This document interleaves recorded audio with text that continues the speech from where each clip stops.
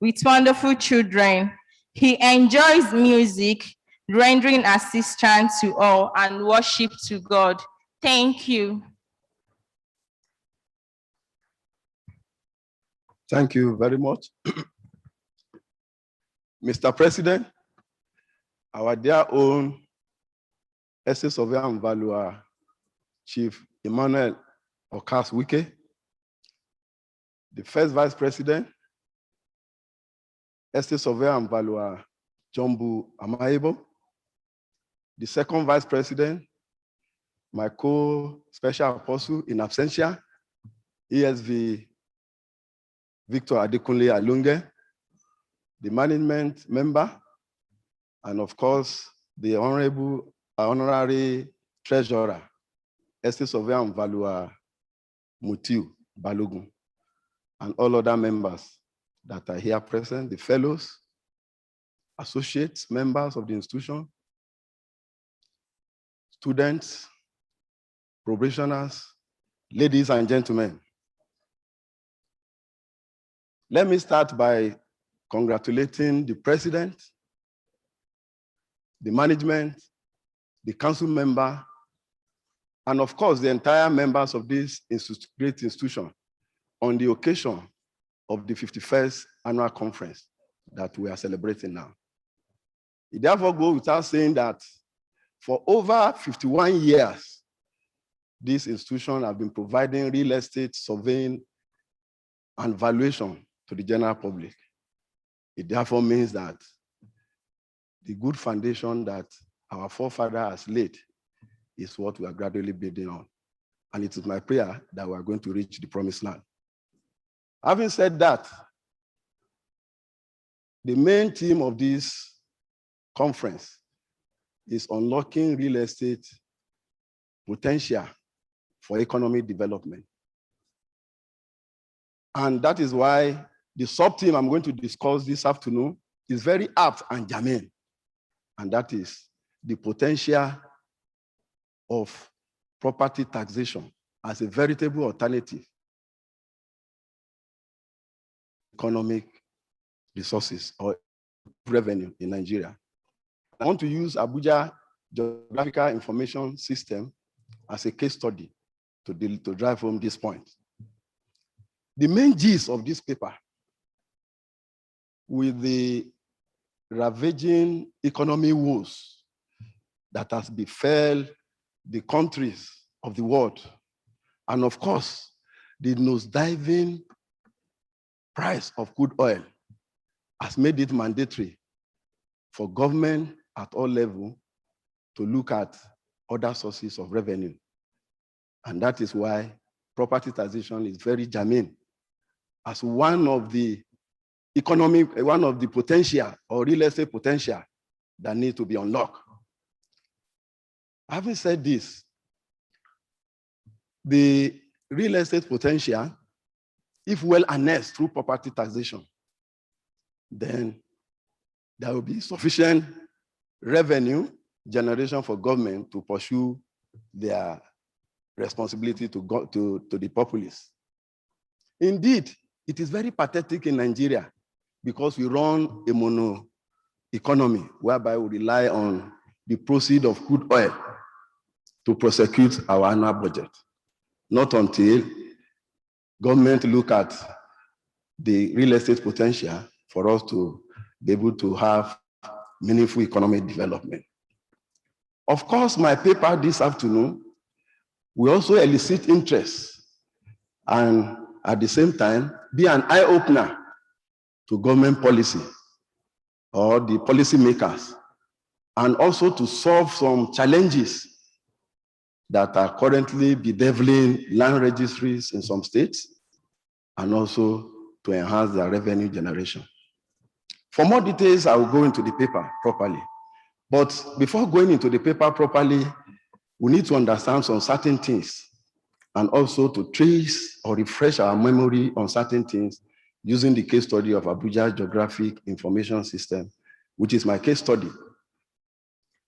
We all agree with me that Land Use Act is the main law that regulates ownership of both private and public or corporate organizations to ensure equity, fairness, and justice.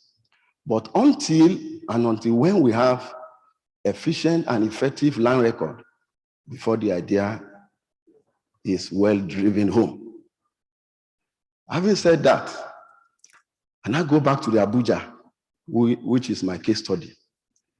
Abuja was created via the Federal Capital Territory Act of 1976 with an area of an expanse land of 7,327 square kilometers, which is twice the size of Lagos.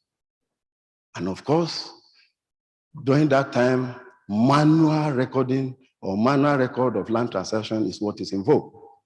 And therefore, this manual land record was prone to abuses, was prone to unplanned settlement or created or necessitated unplanned settlement, ghettos, and so on and so forth. But respite came to Abuja with the appointment of the then minister, Malam Nasri El-Rufai, in 2003. The appointment of the then minister, Malam Nasri El-Rufai, brought about rapid revolution in land reform system in Abuja. Before his appointment, the internally generated revenue in Abuja was nothing to write home about because of the problem that bedeviled the land administration in Abuja. The minister saw this, that for him to harness the potential of real estate in Abuja, then those problems will be solved. And what are the problems? Of course, we have indiscriminate issuance of land title. Then we have Abuja Environmental Property Development issuing land title. We have the FCT Committee on Market issuing title. On the other hand, we have Area Council issuing title. On the other hand, we have the traditional chief issuing title. All this has led to creation of ghettos and unplanned settlement in Abuja, and therefore has reduced the internally generated revenue. Not only that, as at then there was poor recording system, because don't forget I've mentioned that that time the poor recording system has made it so difficult for land administration to be effective, because the poor recording system is bulky, time-consuming, and prone to a lot of abuses. And at the same time, having discussed about poor internet generation revenue that existed in that time, the minister saw to it that apart from the poor revenue, there is distortion in the master plan of FCT. All these things are what the minister intended to solve as at then, and therefore thought of the creation of what we call an establishment of Abuja Geographic Information System. The Abuja Geographic Information System principally was created to address the internally generated revenue as far as property tax is concerned. And the then minister saw to it that estate surveyor and valuer are germane, and commissioned estate surveyor and valuer to source for feed data, which was key into the system for the effective land administration system in Abuja. Of course, having key all these feed data into the system, it made it so easier for Abuja Geographic Information System to harness the potential, to unlock the potential I want to talk about. One is the land processing fee. During that time, it was made mandatory that any applicant of land in Abuja, the application was made free, but it will be completed by applicant and submitted with a processing fee of 100,000 for residential, 150 for commercial, or other purpose, as the case may be. That's one of the source of revenue that the creation of ages that the then minister triggered then. Another case in point is the statutory right of occupancy bill, that whoever land is being granted to is followed up with a demand notice of CFO bill, CFO preparation bill, as well as premium, as well as ground rent, which needs to be paid by whoever got land allocation. All this is one of the sources of unlocking the real estate potential that the then Minister of FCT brought about. Not only that, the legal search, every transaction in Abuja before it's fully consummated, due diligence, and in doing that due diligence, fee must be paid for legal search. Only God knows how many millions of naira that are generated daily and how many millions of Nigerians that conduct search daily in Abuja, even up to date. It's another avenue. Of course, another avenue of land-based taxes that government, through the creation of ages, has brought about is the registration of title. The registration of title, like say power of attorney, the likes of mortgage consents, deed of assignment, and so on and so forth. Fee need to be paid for such. It's another potential that the then Minister of FCT saw and harnessed. Of course, all these things, as beautiful as the idea was then, even up till now, did not go without problem. Of course, whatever has advantage must have disadvantage. One of the problems encountered, or that is currently ongoing there, that need to be redressed if ages is to be replicated in all other states, so that governors, executive members of state do not come to Abuja, cap in hand, weekly or monthly for allocation from government or bailout. Then they need to unlock the real estate potential. Don't forget, I said it doesn't go without problem, but they should not copy the problem that are inherent or that the ages is currently undergoing. I want to believe it's a teaching problem which will be resolved as time goes on. One of the problems is human factor. It has been discovered that most of the staff of ages, they prefer to engage in land transaction because of the money involved, or their personal, or their personal engagement, thereby leading to what we call window search. Another problem is administrative bottleneck, which has also hindered. It's a very good challenge, or main challenge as far as Nigerian is concerned. Government policy from one thing to the other. I remember as at the time when El-Rufai left, there was increase in the price of that, in the fee of land charges, and the recorded law, or reduced in the revenue. Now back to the paper, sir. Having said all this,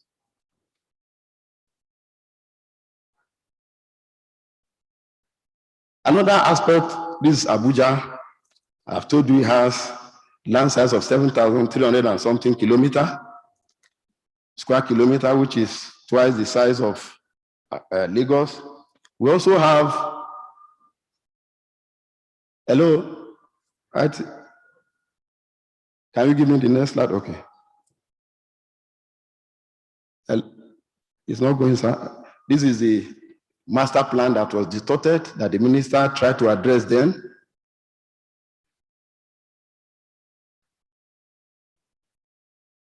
I've discussed about distortion of Abuja master plan, the poor revenue generation and collection. We also these were the demolition, those affected. Hello? those affected.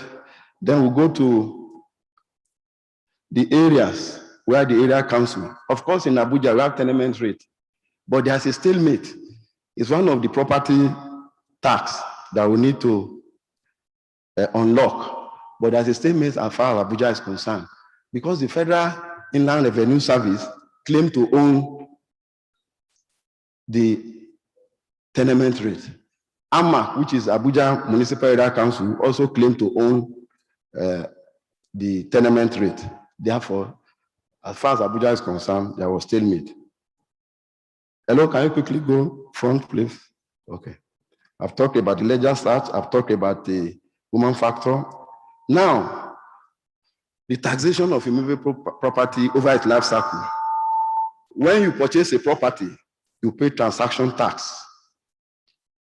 Either by way of ownership or mortgage, you pay stamp duty. It's another source of revenue.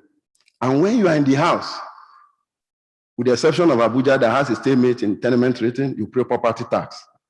If you let, you pay income tax. By way of sale, you pay capital gain tax. If you give your property by way of gift or bequest, you pay inheritance tax. Now, there are so many taxes or property tax that we need to unlock. I have it tabulated here. And that is where our money is as estate surveyor and valuer. We have the FCT ground rent, which I've talked about. We have the AMAC tenement rate. I've talked about it. In Abuja, in time past, when I was working with my Oga, Dr. Eri Okoli, he has been one of the main consultants of tenement rate in Abuja. And after leaving him, I was also involved. I became a consultant. We have estate duty. We also have land instrument, registration fee. We have town and country fee. We have local government licensing fee. We have national broadcasting fee, and so on and so forth. These are the areas where estate surveyor and valuers need to key in. These are the areas where we need to make money. They may not tell you. My guy is here. We know how much you have been making as far as tenement rate is concerned. We have the likes of Iri Okoli. We have the likes of Abonta. That is our past president. We have Ashen Douglas. These are areas where money is and have been made. Of course, we can also serve as consultant to area council. Those are areas where money and areas where me and you as citizens need to key in to make money. I remember in time past, they've been saying only lawyers do conduct search. We are licensed to conduct search because our colleagues are there. It is more honorable and more dignified to relate with our colleagues. Even in under tenement rate, we do represent our clients. If they are overbilled or under bill, we represent them. We make money. There are so many areas like Nigerian copyright registration, annual renewal license. You can ask Eze Odibo, withholding tax, rent paid by tenement, withholding tax on port charges by Nigerian Port Authority. Those in Port Authority can bear me witness. Noble colleagues, both young and old, these are areas where we can key in. Having unlocked the potential in property tax, we can also key in to make money. We are not just only advising government. We can also see opportunities, not windows, doors of opportunities in all these areas. Ladies and gentlemen, there are so many real estate potential that we can unlock, one of which is property tax that I've discussed. But before I go, I want to leave you with a small tips, because those in public service will retire. They wouldn't mind whoever take over from them. But we in private parties, good of a thing, they have talked about partnership, talk about how we can form partnership, whether with a spouse or so on and so forth. But there are so many things we need to look into. Or there's one ingredient we need to look into. And that is why I want to play this small video with the permission of the president. The video, please.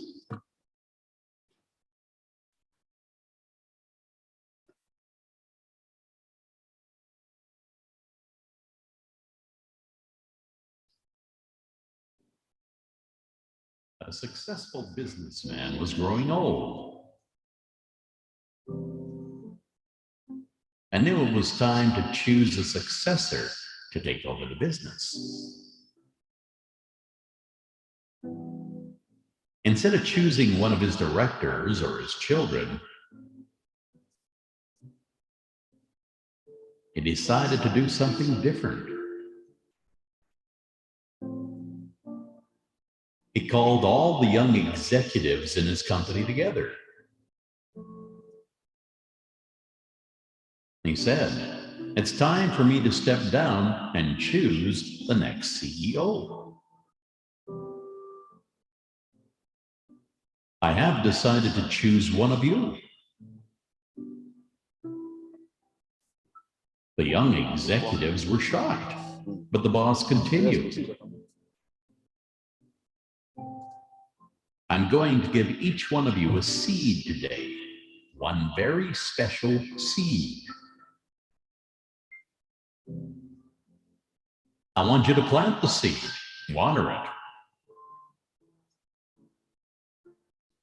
and come back here 1 year from today with what you have grown from the seed I have given you. I will then judge the plants that you bring, and the one I choose will be the next CEO." One man named Jim was there that day, and he, like the others, received a seed. He went home and told his wife the story. She helped him get a pot, soil, and compost, and he planted the seed. Every day he would water it and watch to see if it had grown. After about 3 weeks, some of the other executives began to talk about their seeds and the plants that were beginning to grow. Jim kept checking his seed, but nothing ever grew. 3 weeks, 4 weeks, 5 weeks went by, still nothing. By now, others were talking about their plants. But Jim didn't have a plant, and he felt like a failure. 6 months went by, still nothing in Jim's pot. He knew he must have killed his seed, but he didn't say anything to his colleagues.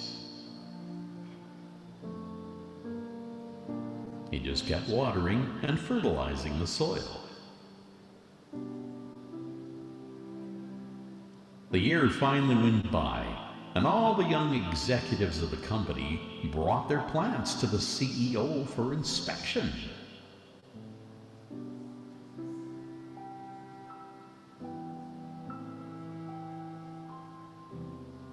Jim told his wife that he wasn't going to take an empty pot. But she encouraged him to be honest about what happened. Jim felt sick in his stomach. It was going to be the most embarrassing moment of his life. But he knew his wife was right. He took his empty pot to the boardroom. When he arrived, he was amazed at the variety of plants grown by the other executives. Jim held his empty pot, and many of his colleagues laughed at him. When the CEO arrived, he surveyed the room and greeted his young executives. Jim tried to hide at the back. "My, what great plants, trees, and flowers you have grown," said the CEO.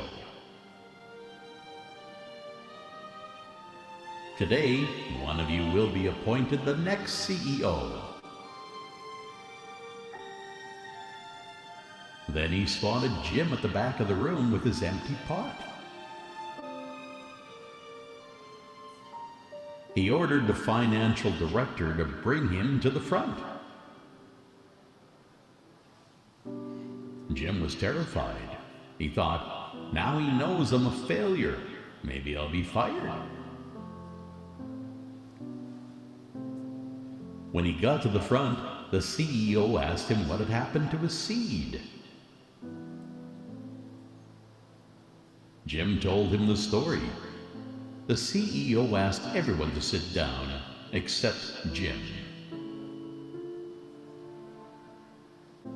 Then he announced, behold, your next chief executive. His name is Jim. Well, Jim couldn't believe it.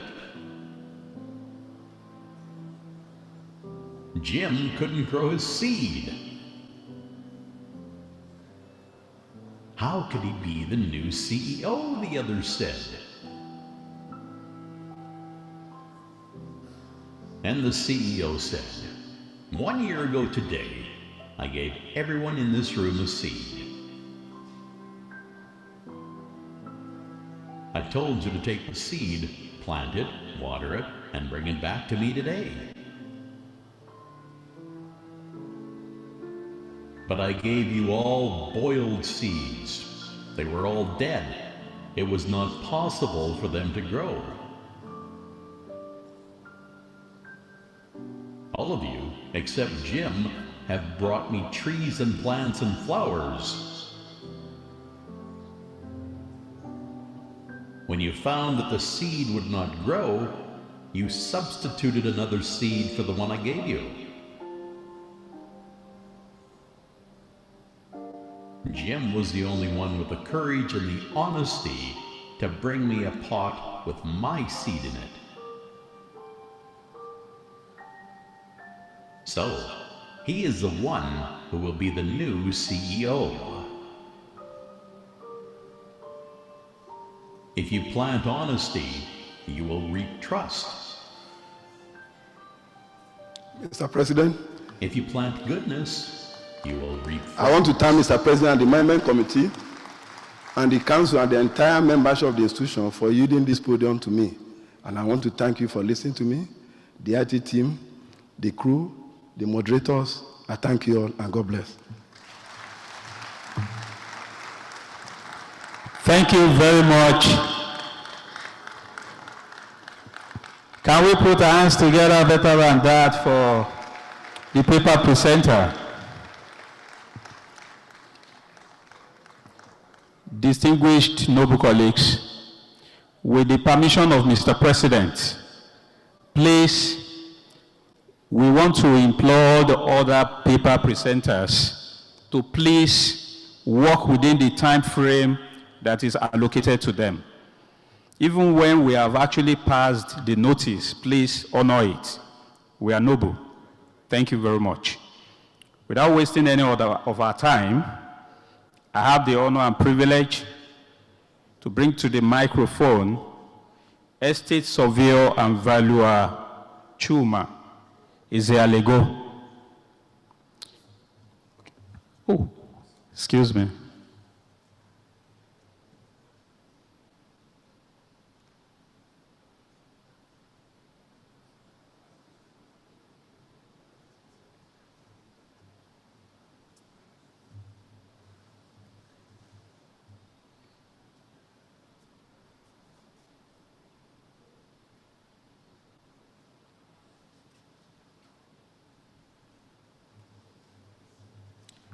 Distinguished noble colleagues,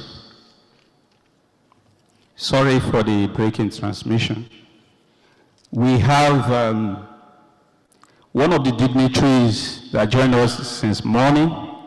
He represents Nigerian Financial Intelligence Unit. Nigerian Financial Intelligence Unit is the HOD of real estate. In that unit is Mr. Moses Azege. You are welcome to the microphone. He will do a goodwill message for 5 minutes. Thank you.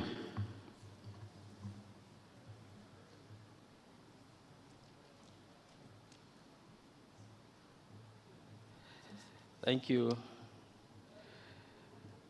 Mr. President, Mr. Vice President, all other protocols observed. It is an honor to stand before you on this occasion of the 51st Annual General Meeting and Conference of the Nigerian Institution of Estate Surveyors and Valuers. The Director, Chief Executive Officer of the Nigerian Financial Intelligence Unit, Mr. Modibo Haman Tuku, would have liked to be here, but he got the invite late, amongst other things. Irrespective, it is the importance of the real estate sector in the Nigerian economy in general and the specific role that Niesv has in combating money laundering and terrorism financing in this sector that has resulted in my being directed to be here. My name is Moses Azege. I am the head of Department, Real Estate and Not-for-Profit Organizations. The NFIU congratulates Niesv on this occasion of the 51st AGM and conference themed Unlocking Real Estate Potentials for Economic Development. This theme couldn't have been more relevant against the backdrop of Nigeria's economic decline caused by the COVID pandemic. The real estate sector indeed has the potential to stimulate economic recovery.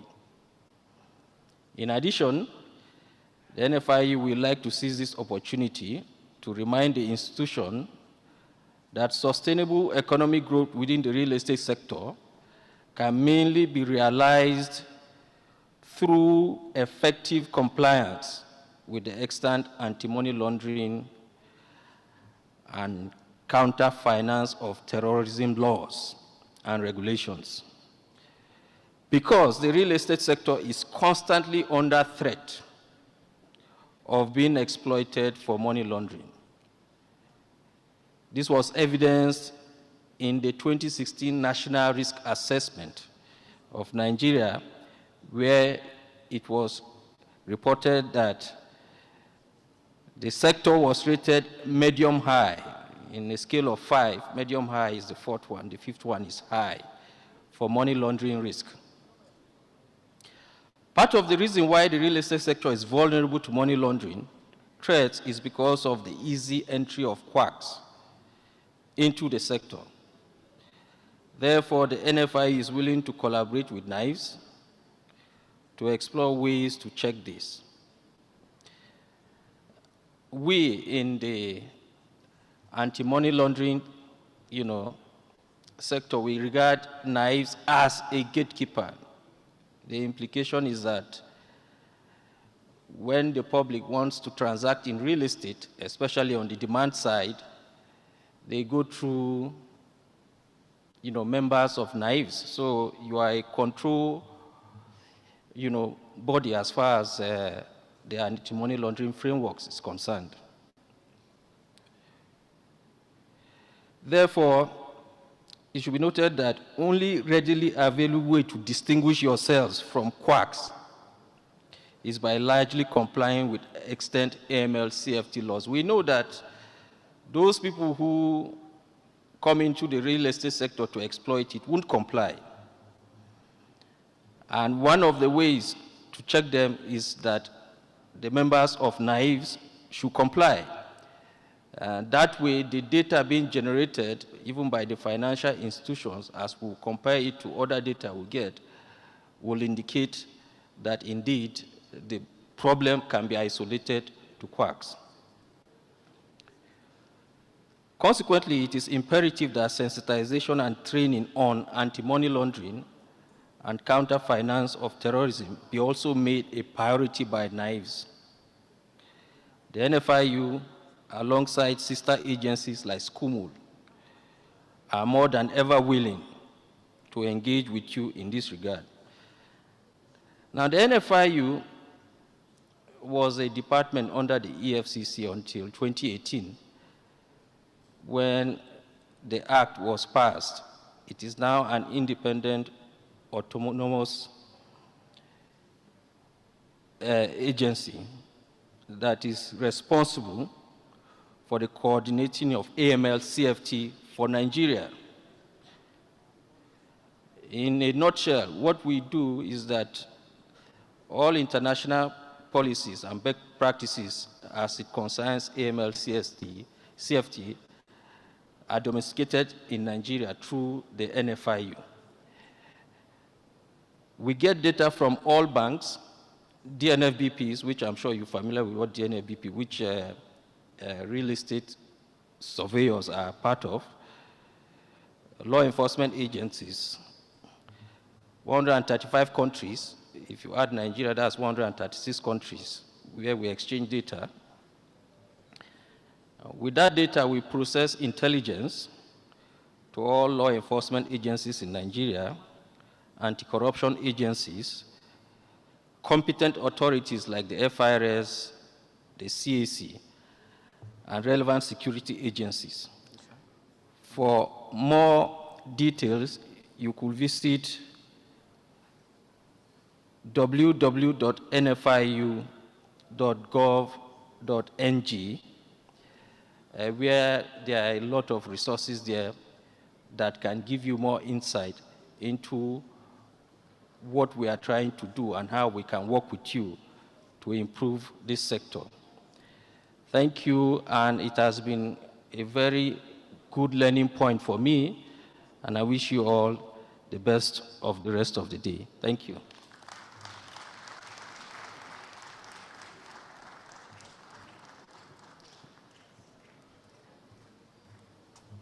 Can we put our hands together for Mr. Moses Izialege?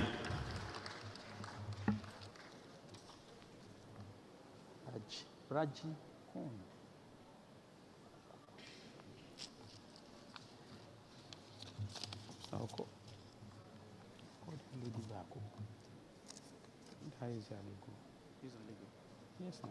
Okay. Just call him. Distinguished noble colleagues, I have the honor and privilege to bring to the podium Estate Surveyor and Valuer Chuma Izialego to read the citation of the next paper presenter. Professor Kemiki, why are you doing this? It's not good. Let the person come. Where is the person? Okay. You read Kemiki.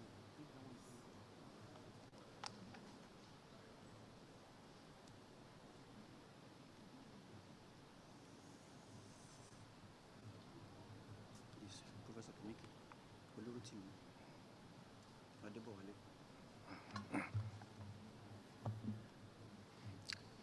Distinguished noble colleagues, this is a citation of ESV Professor Kemiki Olurotimi Adebowale, Fellow of the Nigerian Institution of Estate Surveyors and Valuers, Registered Surveyor and Valuer, PhD. He's a professor and head Estate Management and Valuation Department. He said you need to come to the front. Okay. Okay.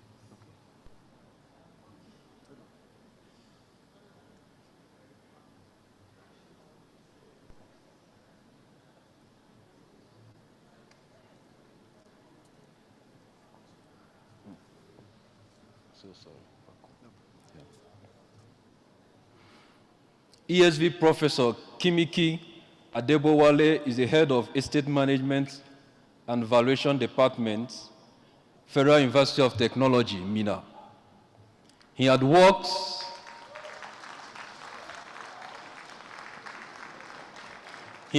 at both public and private establishments, such as Dia Fatimilein, Chevron, and Lagos State Valuation Office. He joined the service of Federal University of Technology, Minna, in 2002 as an assistant lecturer, and rose to the rank of Professor of Estate Management and Valuation in 2019. He emerged the nationwide best candidate in Niesv's direct final exam in 2001 and became a fellow in 2015. He was the chairman, National Education Committee, 2016 to 2019, and introduced Study Park and the use of biometric technology to improve the standard and integrity of Niesv's exam. He also introduced national quiz competition, which has become a ritual during our annual conference. He also served as member of council 2015 to 2019, branch secretary Niesv Niger 2005 to 2009, branch chairman 2015 to 2019, and led the branch to emerge the best performing branch in Nigeria during 2016 and 2017. He's an alumnus of Federal University of Technology, Minna, Experiential Classroom School of Business, Oklahoma State University, USA. Dubai Real Estate Institute, Dubai. He's a member of International Society on Urban Health, USA. Association for the Advancement of Cost Engineering, USA. Nigerian Environmental Society. He was National Vice President, Federal University of Technology, Minna alumni, from 2008 to 2012, and presently a trustee of the alumni. He's an awardee of several awards, recognitions, and honor. He is widely traveled and happily married. Noble colleague, I present to you ESV Professor Kimiki Olurotimi Adebowale.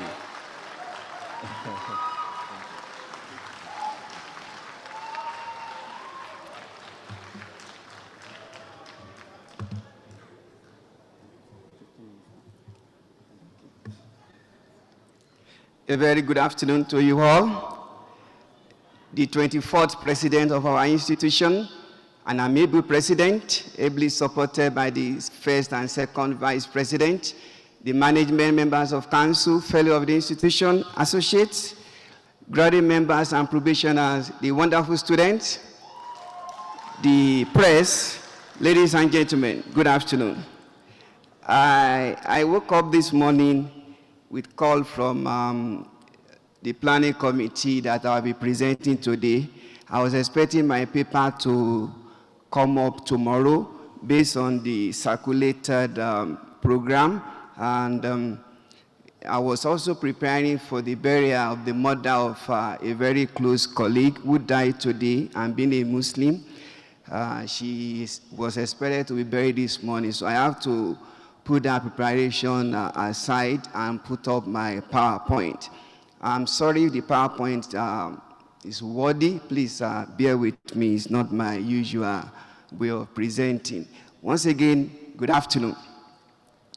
We'll be unveiling the potentials of real estate market in Nigeria. A lot has been said about the potential of real estate market. I'll just give a little contributions here and there to give us a balanced approach to the main theme of our conference.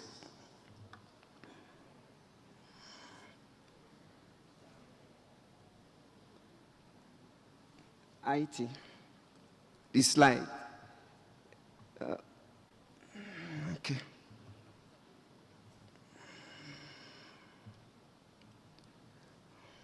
Okay, next slide. You can control it. I have 15 minutes. Okay.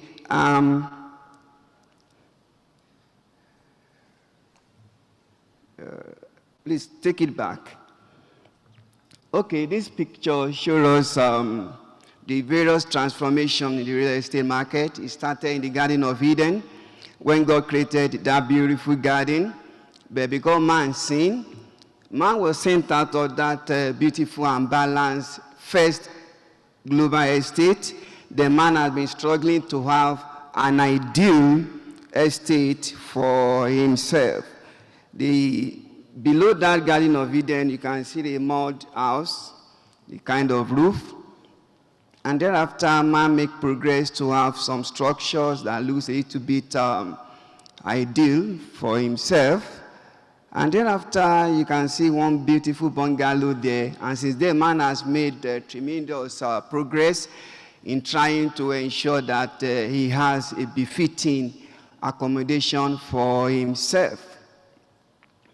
Next slide. Now we have a wonderful building, prefabricated, modular building. A building you can just fold and you carry away and you take it to another place. Below that is what man has been able to do over 100 years now, spanning 1908 down to 2010. One of the tallest buildings was that of Singer Building in New York, United States. It was constructed in 1908 with just about 80 meters high. Then thereafter, we've been having a kind of movement building up on that height. And so man has been trying to raise the height of buildings all over the world. We have the Woolworth Building. We have the Chrysler Building in 1930. The Trump Building also in 1930, above 200 meters high. And since then, there has been a gradual progression. We have Petronas Towers in Malaysia in 1998 with a height over 400 meters high. We have Taipei 101 in Taiwan with about almost 500 meters high. And we have the Burj Khalifa in 2010, about 800 meters high. And that's kind of transformation that man has been able to bring into the real estate market. Beginning from that mud house, now we have a very tall buildings all over the world called skyscrapers. Next slide. Okay, we have our own, I hope I'm still correct, the tallest building in Nigeria, the Necom House in Lagos, is 160 meters high on 32 floors. However, that feat was achieved in 1909 in US by the Metropolitan Tower that was constructed on 68 floors, 280 meters high. You can see that we are still far from the global trend, but one day we hope to get there. But for now, we should be able to celebrate our own tallest building in Nigeria. Next slide.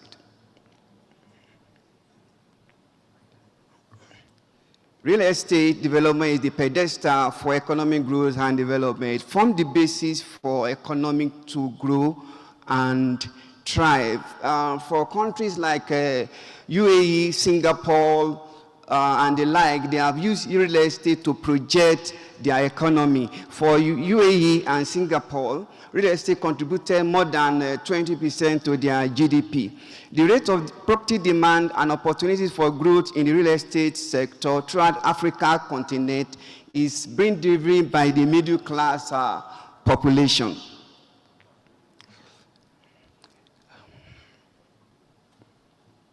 Nigeria, with a population of about 182 million projected anyway, and half of our population happens to be within the age of 30 to 35 years. We are yet to unlock the vast abode of economic wealth because of the massive potential inherent in real estate sector remain squarely untapped. Okay, we just want to see some happenings around Africa and what is happening. In South Africa, the real estate market is growing, and there is a growing demand, most especially for commercial property, office space, and the like. Similar situation happened in Angola. In Angola, there was a time between 2014 and 15 when about 3,000 square meter office space was brought to the market. It was pre-leased and sold before the official opening. That showed the potential of the market in Angola. Egypt is the second largest economy with Cairo, Alexandria, and Giza as its major city. It has a booming retail market and may likely stay so in the nearest future, all other things being equal. Mozambique, the government plans to invest heavily in the country's industry and manufacturing market, and this will ordinarily create a push in the real estate sector with demand for houses, warehouses, accommodation for staff, and offices. Real estate and GDP. The real estate is always the economy barometer of any nation. It shows if the economy is doing well. You know, if you are driving, if you are on a high speed, the dashboard goes right. If your speed is low, it goes left. So the real estate provides that springboard to show us the level of our economy by contributing to the income or revenue of a particular country. African real estate market generally have always lagged behind the developed countries like US, Canada, China, and Saudi Arabia. In 2016, real estate sector in Nigeria contributed to 7.59%, lower than the 8.26% it recorded in the corresponding quarter of 2015. You can also see that chart for the growth, but don't let me bore you because of our time. Okay, next slide. There's also a correlation between the number of people employed in real estate and real estate performance. As real estate performance expands, the direct employment is created. We have data a little bit old, 2012, and we have about 22,504 people with direct employment in real estate. There are many indirect employment. The cement industry, the steel industry, if we had to add up those ones, they'll be recording about millions of employment in the real estate. But now we are talking about direct employment. Nigeria is the largest economy in Africa and the sixth fastest growing economy in the world. It is home to the third and fourth most expensive market for retail space at about 28,500 per square meter per month and 16,500 square meter per month in Lagos and in Abuja. The property market in Nigeria has progressed steadily and is expected to grow, especially for cities like Rivers, states like Rivers, Kano, Enugu, Kaduna, Oyo, Lagos, and Abuja. Sorry if your state is not mentioned, be hopeful to key into the potential of real estate market. Okay, can shift this. Okay. Next slide. Next slide. Okay, we have the rental value trend, 2 and 3 bedroom in Kaduna, the red 3 bedroom, the blue 2 bedroom. It projected from 2010 to 2020. Somebody said this data, we don't need them because they will soon get our data. Yes, you may be correct, but not totally correct because we need this data to plan and to assist us with our future projection as would be investor in the real estate market. We have that of Lagos, we have that of Calabar, okay? We have some innovations that have come up in real estate market in Nigeria these past few years. We have the Kano Economy City, a 167,000 billion is the projected cost. Next slide. Yes, and over 500,000 jobs is expected to be created. That shows the potential of that development. Similarly, next slide. We have the Atlantic City. We all know about that city. It's another major stride achieved in the real estate market. Next slide.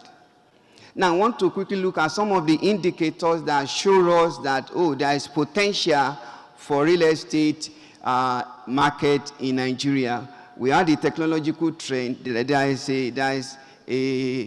an innovation in the real estate market that has to do with the technological advancement. We are using eco-friendly techniques to minimize environmental impact in our city. Most of our designers are bringing eco-friendly, introducing solar building, recycling and reuse, ecological building material, renewable material. These are the indices to show that the potentials in the real estate market is huge. The second one is sustainability. Sustainable design are coming up, entrenching in building design and occupier requirement. Beyond just the beauty, there is now that urge for us to have functional building that will meet the demand of the present generation and that of the future. The next indication is the diversification of the economy. The more we diversify the economy, the more real estate market thrives in Nigeria. And of course, Nigeria has a location that provides platform for regional integration. As it's providing that platform is another indication of the potential of real estate market in Nigeria. Next slide. Who is controlling? Okay. We have the urbanization trend. As the population increases, more demand for housing. We have the industrialization trend. More industries are coming up in Nigeria. We have the infrastructural trend. Because of the deficit, huge deficit in our infrastructure, we are now having activities in infrastructure, the transportation, the railway development, the roads that are being repaired, the electricity that are trying to be upgraded. All these will bring about opportunity for real estate development. Of course, government policy and legislation towards real estate market and the trend in the financial market. Amidst this positive indication, we also have certain challenges. One of the challenges has been said this morning, high cost of property registration. There's high cost of property registration. It's a threat to real estate market in Nigeria. Nigeria has been ranked as the 183rd out of 190 countries with the ease of doing business. In some states in Nigeria, registration process can last an average of 100 days, taking an average of 11 procedures.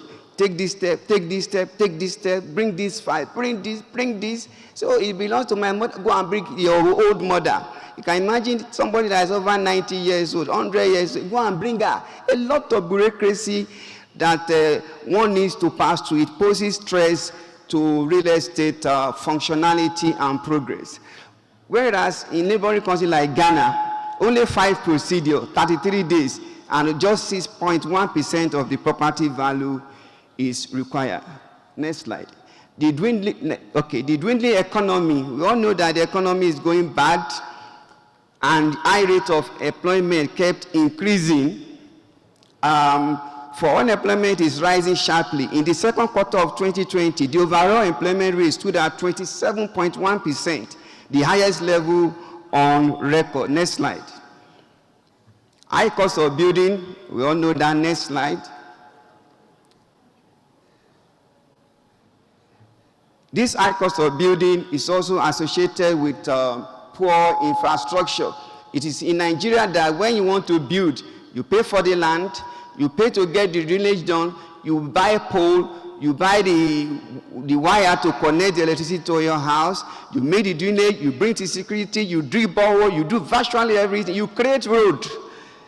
None of this infrastructure are existing in many parts of the country. So it brings the cost of producing housing unit to be so high. Look at our infrastructure in Nigeria, the profile as provided by the World Economic Forum 2017-2018.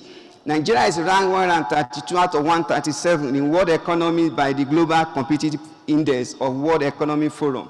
131 for overall quality infrastructure. Our road is ranked 127. Next slide. Okay, situation of our road in Nigeria. Next slide. Okay, showing the low level of power supply in Nigeria. Mortgage finance, next slide. Mortgage finance is another issue militating against effectiveness of the property market. Only 5% of the 13.7 million housing units are financed with a mortgage. That is very low. So something must be done to ensure that Nigeria have access to this credit facility through the platform of mortgage finance. Insecurity. Insecurity has affected the property market negatively, no doubt. Vacancy rate is as high as 27% in Yobe, Adamawa, Borno, Katsina, Kaduna, Kano. If the insecurity continue to 2022, then we'll be able to see how it has affected property market in the southern part of Nigeria. For now, there has been a rise in insecurity, but if it continues unchecked, Then by the time we gather next year, we may also be looking at the impact of insecurity, especially on property market within the southern part of Nigeria. Other challenge is the lack of robust database. Beyond the database, we want database that is partial, that is linked to a particular location, and this database should be updated. The issue of the quackery, recommendation. Okay, thank you. There should be amendment and enacting of new laws. The Land Use Act is outdated, it should be amended. The government should make land easy to access and promote partnership with private sector. The government will need to strengthen its safety strategies to safeguard terrorism. The real estate investment should be prioritized in the fiscal budget by the government. The economy should be diversified to discourage over-dependence on oil with a view to strengthening our economy. There should be deliberate efforts to reduce the cost of doing business in Nigeria. Niesv should continue to partner, next slide, with relevant agencies in an effort to develop a robust national real estate data, and such data should be regularly updated. We cannot create it once and leave it. It should be regularly updated. There should be a mechanism in place that ensures the auto update of such data. Adequate infrastructure should be provided, and that infrastructure should be maintained regularly. There should be a maintenance policy. Niesv is ready to partner with the government to have a maintenance policy for our infrastructure across the country.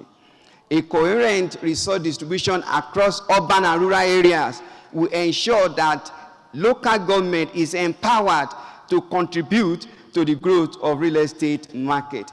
Capacity building of real estate professionals. Deliberate effort to increase the number of estate surveyors and valuers. We have 774 local governments. We are not up to 10,000 registered estate surveyors and valuers. There must be deliberate effort on the part of the institution, on the part of the candidate, and of course on the part of the partners that are training our graduates and our probationers. Please encourage them to get registered. Don't be happy that you employ somebody as a probationer and after 10 years he's still a probationer. It's an error. Encourage the person as much as possible to be registered. The fear is that if he's registered, he will leave. Let him leave. Another one will come. There must be a deliberate effort to ensure that we train our graduates, support them with resources, support them with allowance. When I was education committee chairman, some people could not write tests and say, my boss did not release me. Please release them. Finally, there has been a distortion in the divine order. Finally, what is that divine order? When God created the first estate, he handed it over to estate surveyor and valuer to manage. You see, God did not make mistake. When God wanted to plan this world, God did not call any man. He did it. When he was to do the design, he did not call any man. He did the design. The costing, he did the costing. But when it came to management, God was sensitive. That this is a sensitive area. It's a noble profession. It is only a man that can do it. Then God himself did not encroach. But the question is, why are people encroaching into our profession? You see lawyers, you see doctors, somebody selling rice, be an agent, let there be a stop. Therefore, public and private sector should recognize estate surveyor as the main driver in the real estate sector. I want to thank you for listening to me. I thank the institution for the opportunity. Thank you for listening, and God bless you. Thank you. Thank you, sir. Distinguished noble colleagues, Your Excellencies, on the permission of Mr. President, can we continue to put our hands together for Professor Olurotimi Kemiki? What a thought-provoking paper. Thank you very much. Without wasting any of our time, I have the honor and privilege to bring to the microphone Estate Surveyor and Valuer Chinwe Emedo to read the citation of Estate Surveyor and Valuer Mrs. Folarin Oluwakemi Temipotokpe. Estate Surveyor and Valuer Chinwe Emedo. You're welcome to the microphone. Can we put our hands together, please?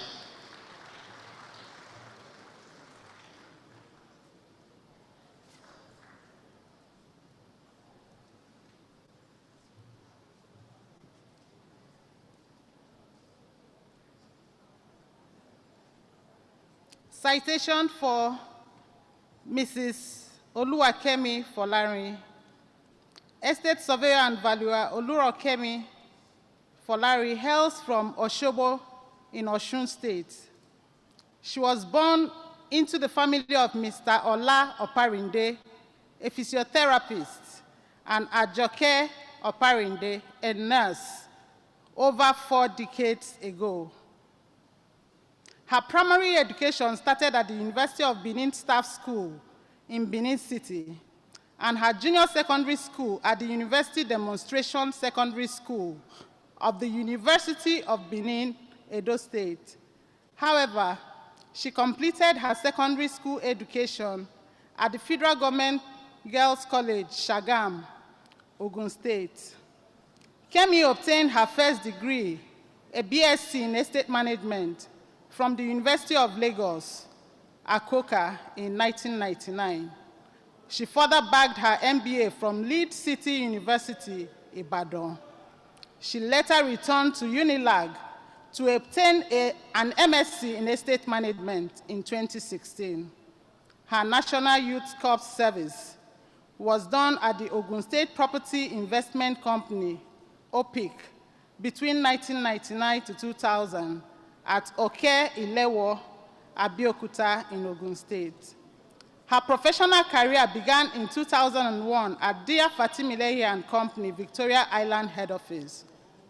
She has also worked with other estate firms, which include AC Otegbulu and Partners, and is currently a managing partner with Osanebi Odachi and Company, Lagos.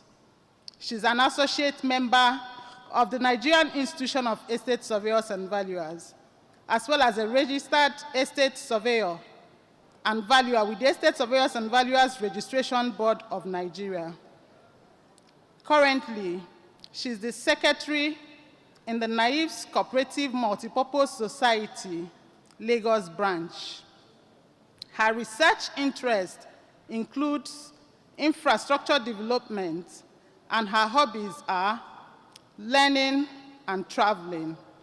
She is also a fashion designer. Noble colleagues, ladies and gentlemen, I present to you Mrs. Oluwakemi Folarin.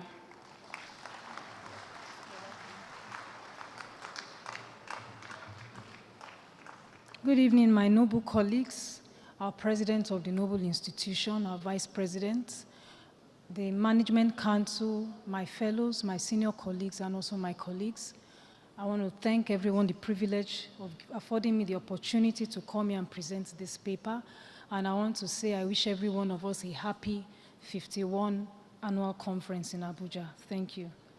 The topic I have here today is property tax reform, a tool for boosting internally generated revenue for infrastructure development, and the case study is Lagos State. Please, can you give me slides, please, because of my time?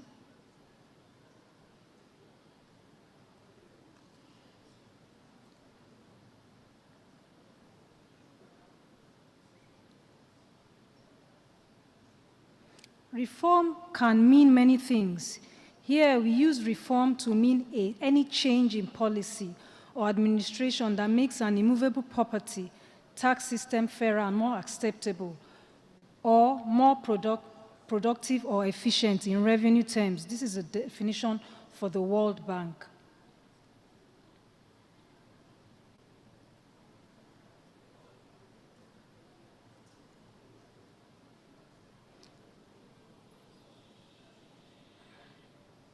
Tax is a sum of money demanded by government for its purpose, for a specific facilities or services levied upon incomes, property sales, services, and so on.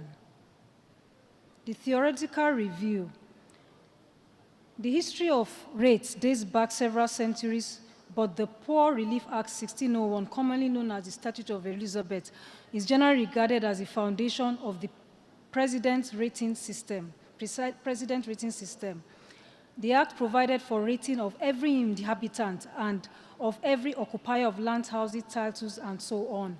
Here it showed that in those days after the wars, a lot of people became destitute, and the government planned for people that were homeless through taxes. What they did there and then, as far back as that time, was that for those that were well off, they were able to tax them so that people will not be on the roads as beggars. So from the money they taxed those that were well off and of average quality, they were able to sort out those that were destitute, to tell us how important tax is. 6 functions of property tax system. The first one is tax-based identification, tax-based valuation, tax assessment, tax collection, tax enforcement, dispute resolution, and taxpayer services.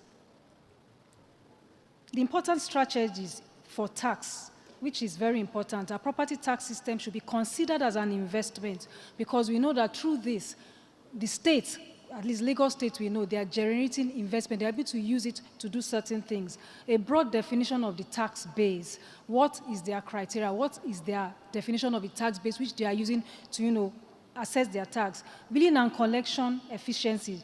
Defining tax liability. Define notification as delivering the bill to the property.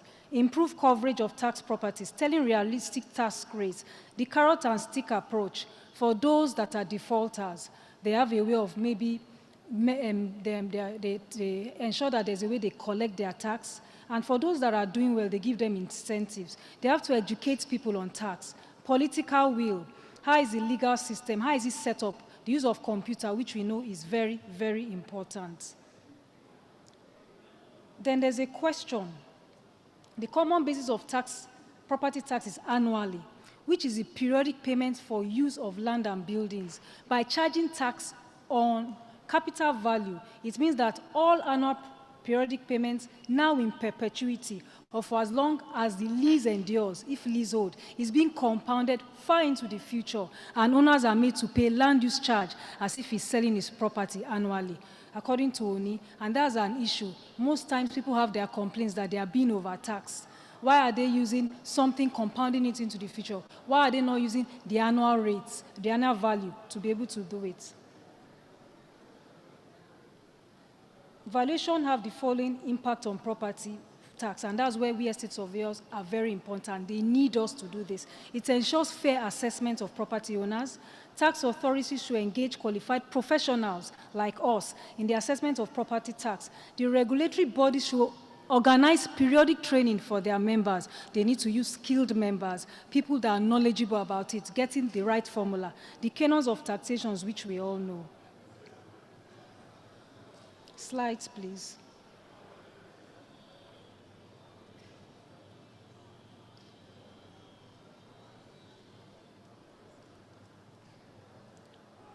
I go to table 1, showing the contribution of property rates to local government finances.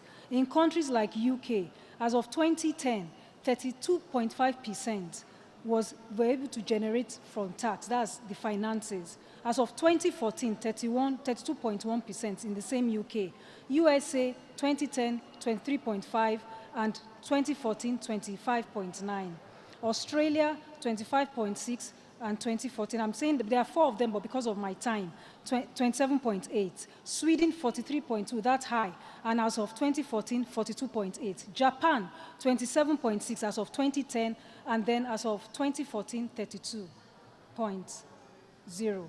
There's a situation analysis which is telling us about what, according to what is happening in the world. Figure 1, please, is telling us where there's a graph there, recurring tax on immovable property as a percentage of the gross development value.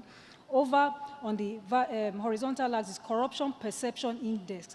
The World Bank gave us this as of 2014.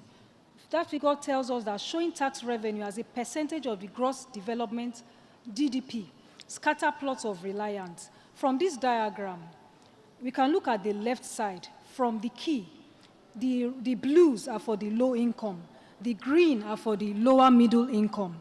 You can see that on the left side, because there's a quadrant dividing it into two, you can see that most countries or that fall there are the low income. But then if you go to the right-hand side, we find out that it's high income. The meaning of this from this graph is telling us that scattered plots of reliance on recurrent taxes on immovable against perceived corruption marked by the suggests that it will be challenging for poorer countries to implement property tax reform that significantly increase yields without addressing underlying issue of poverty and corruption.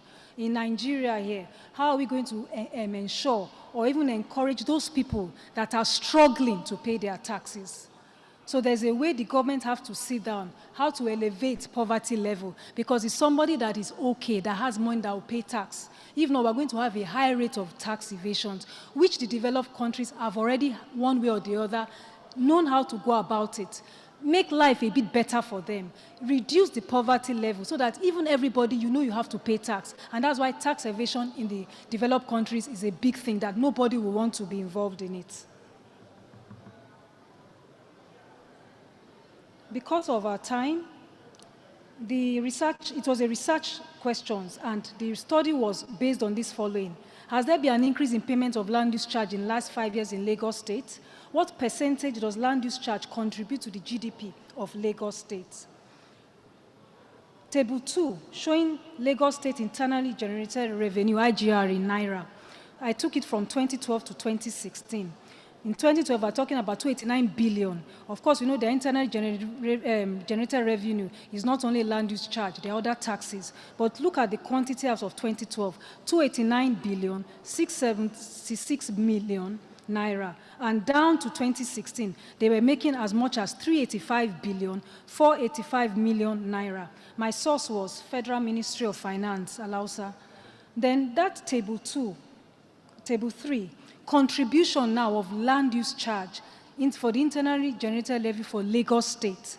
As of 2012, Lagos State was able to generate as much as 6 billion, 262 million, 159,452 Naira and some kobo. We can see that for ourselves. Now we're looking at the percentage, my table 4, the percentage of land use charge in Lagos State from the internally generated revenue. That's what does land use charge out of the total, what does it give? As of 2012, it was as low as 2.16. Although the value for Lagos State, we won't say is small, but then if we do it in percentage, compared to the first table I gave for what UK, Australia, Sweden are getting, they are making as high as 40-something%. So for Lagos State, they are trying, but it's still low. That means better things could be done. My case study, as I said, was Lagos State. So now the problems of property taxation within Lagos State. Number one, it has been observed that the wealthy do not want to declare their real estate worth, as it's to invade or reduce to the barest minimum. Bureaucracy, which we all know, they're sort of, and you know Lagos State, they have to follow the procedure, follow the line. They can't just wake up like private firms to do things. It takes a long time. And then the administrators face the problem of inadequate declaration of wages by the taxpayers. The summary, looking at table 1 initially, developed countries, as I said, compared to how it is now, it shows that although monetary, the money that Lagos State is making is substantial, but when we compare it to the other countries, we know that they can still do better. And they can still increase it. My recommendations, the capital value basis of calculating the land use charge is inappropriate. The annual value is represented by the open market rental value per annum, which will be the best and fair charge on the owner since the taxpayer is on annual basis. For Lagos State to succeed, estate surveyors and valuers must be taken into confidence by appointing them to determine the appropriate annual value on net annual basis of valuation, and also collect and remit land use charge through the involvement of estate surveyors and valuers. The Lagos State government will succeed in enforcing the law. There is the need for equity and justice to prevail for a successful collection of tenement rates and land use charges, as this will encourage and increase citizens in tax payments and reduce the number of defaulters. The final recommendation, tax should be made economical so that it will not be burdensome on the entire populace, as there is a need for the government to invest more on research potentials as to discover new and better dimensions. There are sometimes a lot of people, they query the amount that is given to them to pay tax. They said it's high, it's exorbitant. But by using estate surveillance and valuers, I believe that the current formula they are using, a lot of questions, especially those in practice, we see that, we say, how did they go about it? But with estate surveillance and barriers employing us, I believe we can come to the middle and get something fair for everybody. Conclusion. Nigeria has moved forward in the aspect of taxation. In the history of our great country, Nigeria, in the year 1947, there was a protest by 20,000 Egba women in Abeokuta, led by late Mrs. Olufunmilayo Ransome-Kuti, due to the Lord Lugard system of indirect rule in Nigeria. This rule led to the system of taxation through the sole native authority held by the then king of Abeokuta, Alake Ladipo Ademola. However, now in year 2017, as of the time I did this research, the government of the Federal Republic of Nigeria and states are looking inwards to sensitize the populace on payment of tax as means of internally denominated revenue. The governor of Lagos State and all its offices, such as the Lagos State Inland Revenue, LSIR, departments are all working round the clock to ensure mass compliance of tax payments of the citizens of Lagos State. The dividends of such include infrastructure development within the Lagos State, and the further completion of 800 roads with the state and construction of the Jubilee Bridge of both Abule Egba along the old Lagos-Abeokuta Expressway and the Jubilee Bridge of Aja along the Lekki-Epe Expressway. Thank you.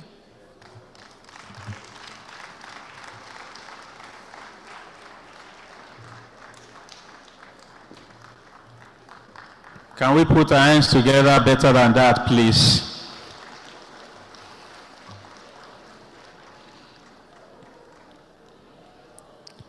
Thank you very much. The last but not the least paper presenter shall be introduced with a citation to be read by Estate Surveyor and Valuer Ivie Dike. You are welcome to the microphones, madam. Can we put our hands together, please? Women, let us try and encourage her. Thank you. It needs to come up, right? Good evening, House. Permit me to stand on existing protocol. I will be taking the citation for Mr. Olufemi Adedamola Oyedele. Mr. Olufemi Adedamola Oyedele is an associate member of the Nigerian Institution of Estate Surveyors and Valuers and registered by the Estate Surveyors and Valuers Registration Board of Nigeria, ESVABON, to practice estate management in Nigeria. He is also a member of the Association for Project Management, APM, the chartered body for the project management profession in the UK. He has a national diploma in building technology from the Yaba College of Technology, Lagos State. He graduated with Bachelor of Science Honors in Estate Management from the University of Lagos, Akoka, Lagos State. He studied Housing Development and Management at the University of Ibadan, Oyo State, where he graduated with Master of Science. He studied International Project Management at Glasgow, Caledonian University, Glasgow, Scotland, United Kingdom, and graduated with Master of Science. Mr. Oyedele graduated from Obafemi Awolowo University, Ile-Ife, State of Osun, with Masters of Philosophy in Construction Management. Mr. Oyedele has worked for Vista Research, a subsidiary of McGraw-Hill Publishing Company, Incorporated, New York, as a research fellow with government of the state of, also with government of the state of Osun as a senior special advisor to the senior special assistant to the governor between January 2011 and November 2018. He served as the head of operation of Osun Youth Employment and Social Support Operation, a World Bank-assisted program, and coordinating facility manager of the government model high schools in the state of Osun. He is currently the MD CEO of Fame Oyster & Co. Nigeria, a property management, value management, and project management consultant. He is a member of the Guide Point Global Advisors, a marketing research network of experts in various fields. Mr. Oyedele is the author of The Basics of Project Management. He is married with children. Thank you.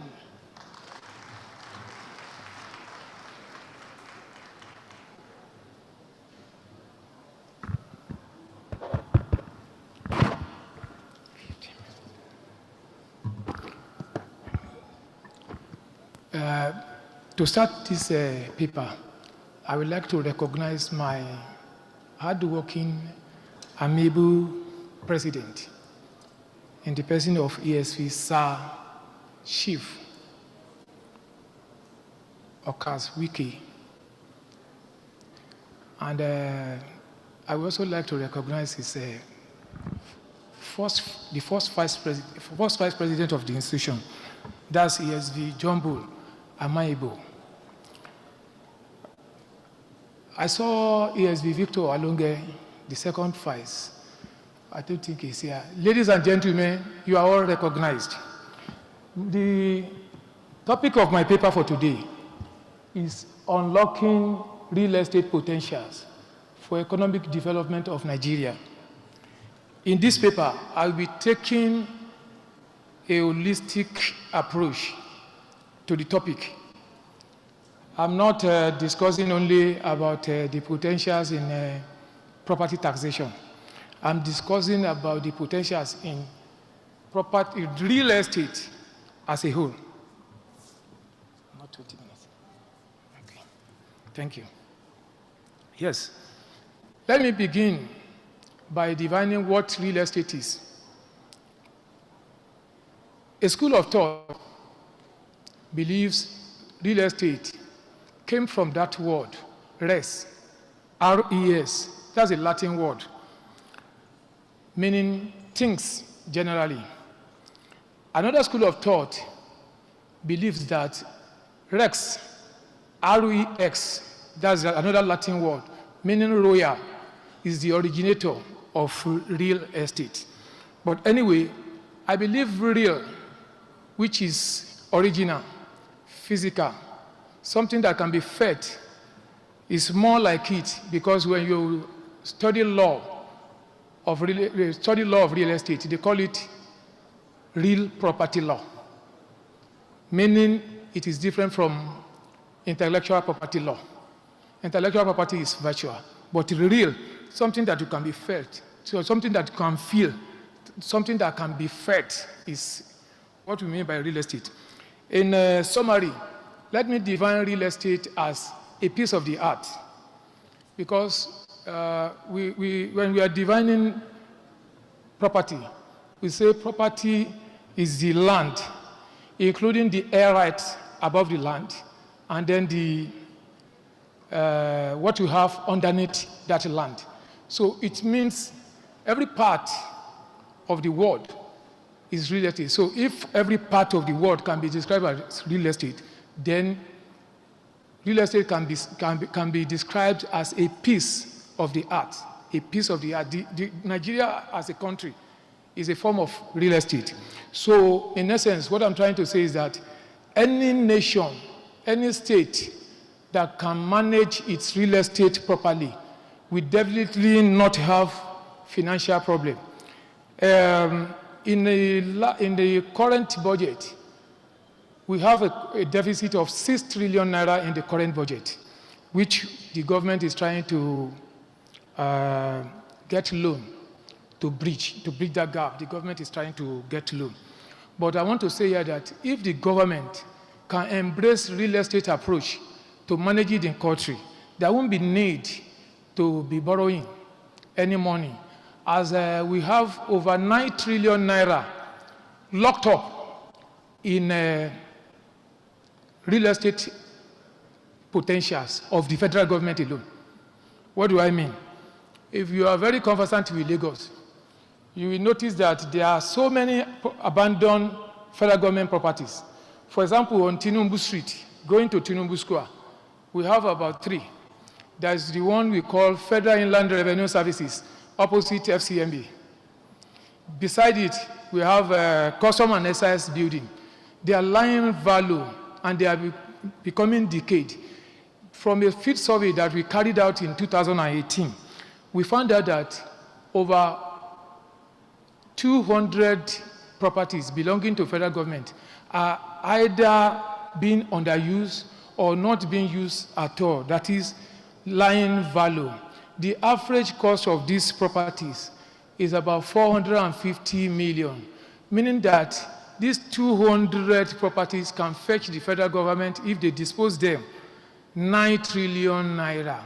So what we are saying is that the federal government should try and engage the real estate practitioners, professional real estate practitioners, to make sure that they can unlock the potentials in real estate to develop the economy of the country. Now, the means of developing, okay, I have it here. The means of developing the real estate potentials in the country, for ease of this discussion, I've categorized them into 4. And in the 4, I have number 1, which I call transactionary means. Transaction, to transact business. In this business, I'm talking about agency generally here. That is, the government can either sell unused properties or to lease them out. That's agency, that's transactionary. Then the second one is the one I call income generation.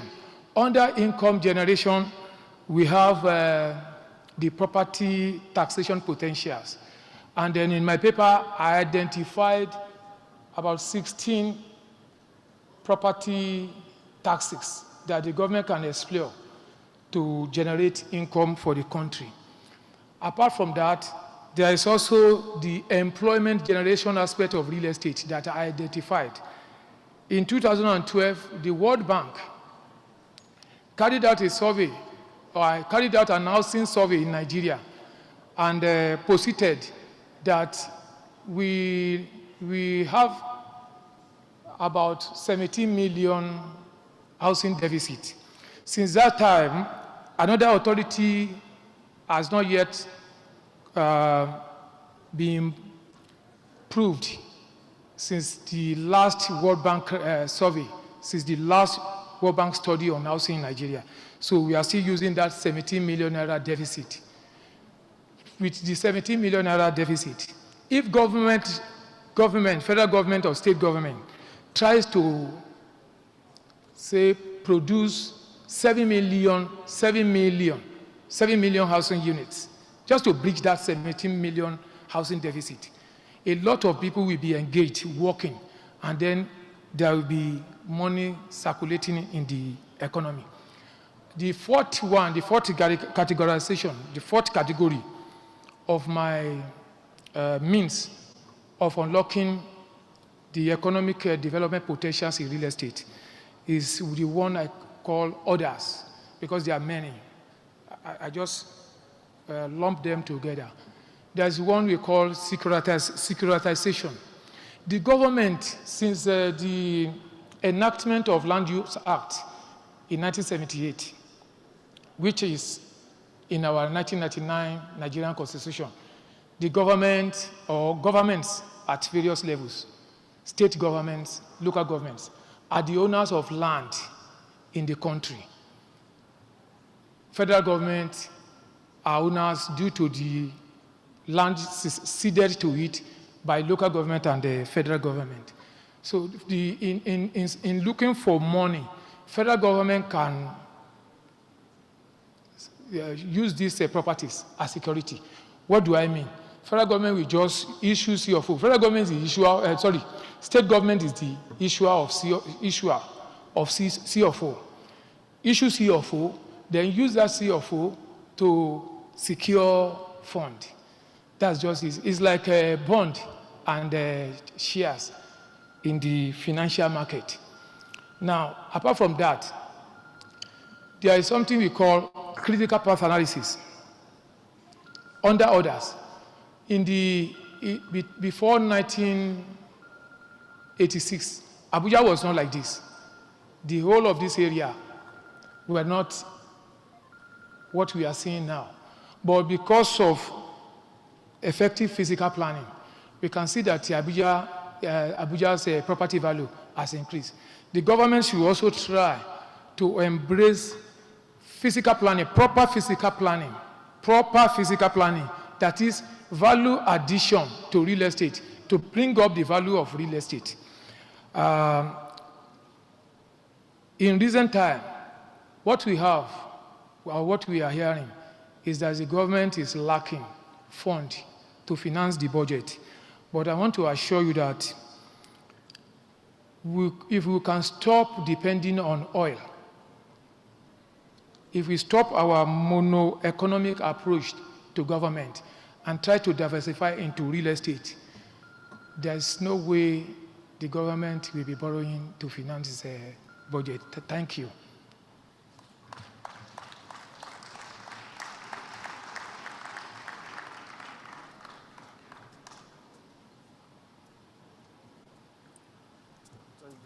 Okay. How many minutes is this one? Yeah, done. It's okay. Okay. Yeah, can we appreciate our last speaker? Thank you very much. Yes, Olufemi Adedamolo Oyedele. It has really been an exciting evening, very impactful, and I know a lot of knowledge has been transferred. Yeah, we are on the last lap of today's event. We know it has really been a really engaging time. We are on the breakout section. Before we go to the breakout section, we are saying President, please, President flags, but just announce that after the exhibitor and President. Okay. Thank you very much, the HMPS. Yeah, we're on the breakout section, and this will not take us more than 45 minutes of our time. We have our speakers ready and are eager to lead the section. The breakout section will be in 3 different locations within the halls. We have the hall that is the African hall. That's the hall where we are well seated. We have the Benue hall. It's all at the rear, towards the right side of the rear end of the hall. Then we have the other hall, that's the ICC hall. Sorry, we have the Niger hall. Now, may I call on our own Estate Surveyor and Valuer, Stephen Olajagun, who will be speaking on the topic, Emerging Technologies, the Practice of Property Management, and the 4th Industrial Revolution, exploring new frontiers for professional development. Can we have Estate Surveyor and Valuer, Stephen Olajagun, to the podium, please?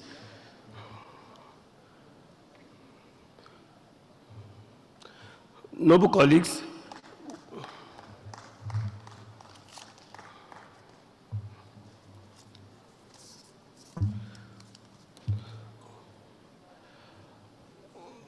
our next speaker, whose event will take place at the Niger Hall, we are free to move to our respective hall as it affects our area or our topic of interest. Please sit down. The topic is a study of peripheral community land acquisition process for corporate real estate development in Ogun State. The lead speaker will be the newest professor in town, Estate Surveyor and Valuer Samson Agbato. With other co-speakers, we have Estate Surveyor and Valuer Olasheni Adetokunbo. Then Estate Surveyor and Valuer Abiola B. Famuyiwa. Can they proceed to the Niger Hall for their breakout section? Noble colleagues, can we quickly move to the respective halls?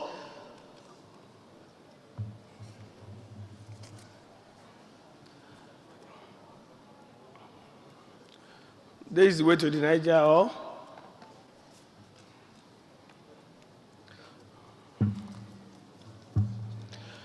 The third topic to be presented by our own Professor Mbinu will take place at the Benue Hall. Where's the topic?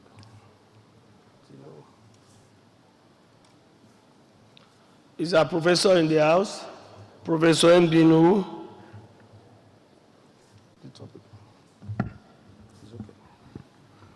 Distinguished noble colleagues, I have the honor and privilege to bring to the microphone our 24th President and Chairman of National Council of Nigerian Institution of Estate Surveyors and Valuers to present plaques and awards to the speakers. Distinguished noble colleagues, can we put our hands together for our President once again? Thank you so much, sir. Noble colleagues, let me apologize on behalf of the Honorary Public Secretary. Actually, we need to give out the plaque and the award before the breakout section. And at the end of that breakout session, we have to converge here for the closing ceremony for today, or for the closing for today. We are very sorry for that mix-up.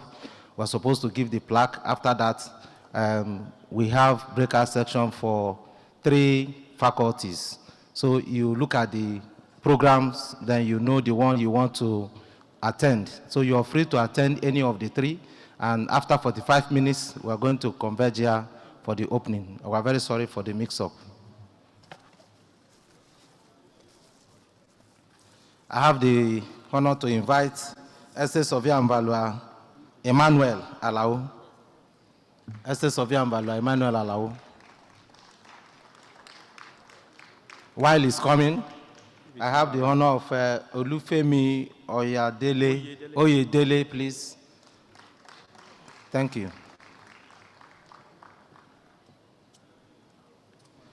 Yes, just come.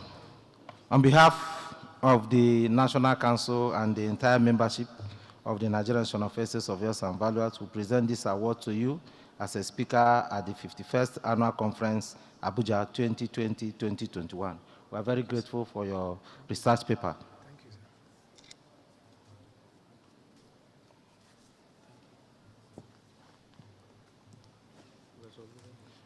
Professor Kemiki Oluretimi. Prof, where are your students? They are not cheering you up again.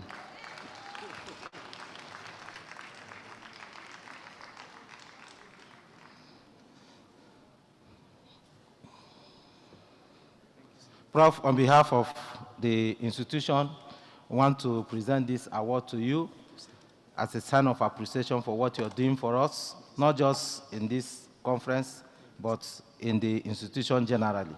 We want to thank you for the good job you're doing, not only also presenting, but also training our young ones.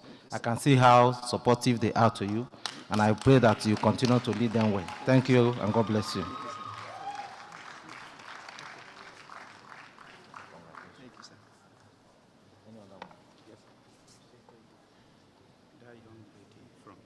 Estate Surveyor and Valuer for Lauren T. Oluwakemi. Yes, please, a round of applause for her. Don't run, women, don't run. Just take it easy. Don't run, please. I will wait for you. When you come, we'll do the presentation. Please come closer. On behalf of the institution, I want to present this to you. First of all, I want to thank you for what you're doing, and the research paper you presented to us is powerful. We pray that you will continue with that. So this is just an appreciation for what you have done. Congratulations. Noble colleagues, at this time, let me have the program. The program.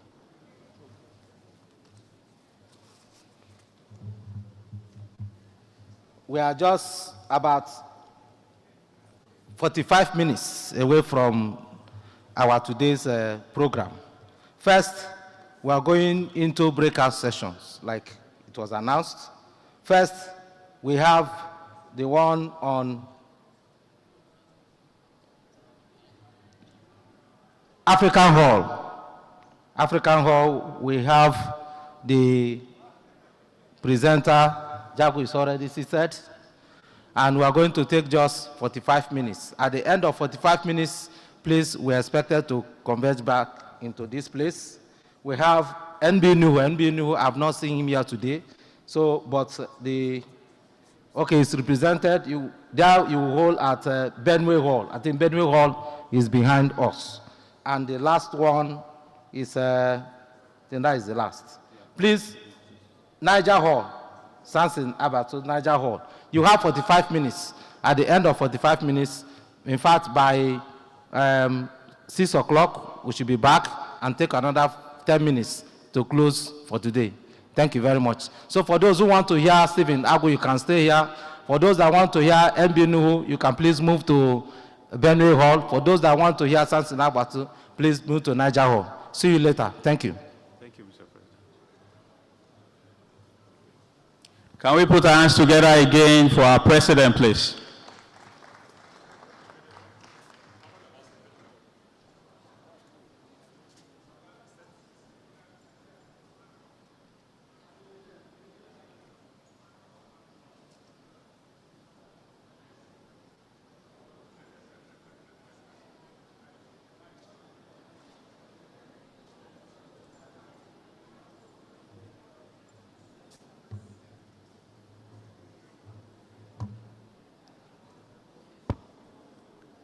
Good day, noble colleagues. All protocols duly observed. Can we have the slides ready? I want to appreciate the chairman of the board. Thank you very much, sir, for being here. Past president, Dr. Patunwala Ajayi, all council members, fellows and associates, and our noble students. I want to say a big thank you for being part of this session that we want to discuss. We will fly through the slides that we have here, and I hope that we will come along with us as we go. Can we have the slides?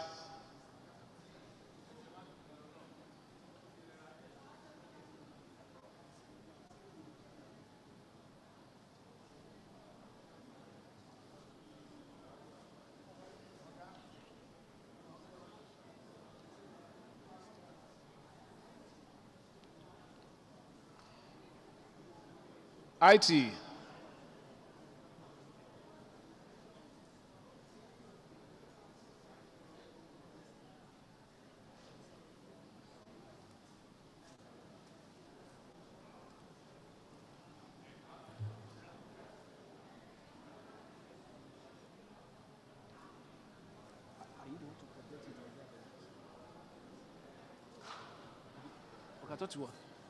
IT, can we have the slides?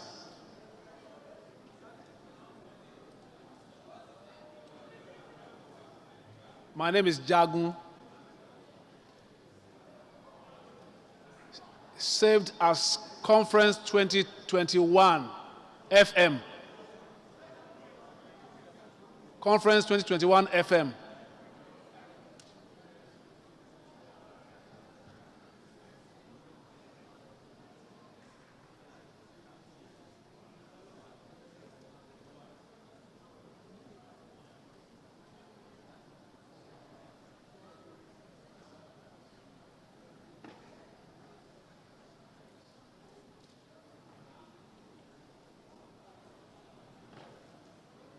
Niesv Conference Presentation FM 2021.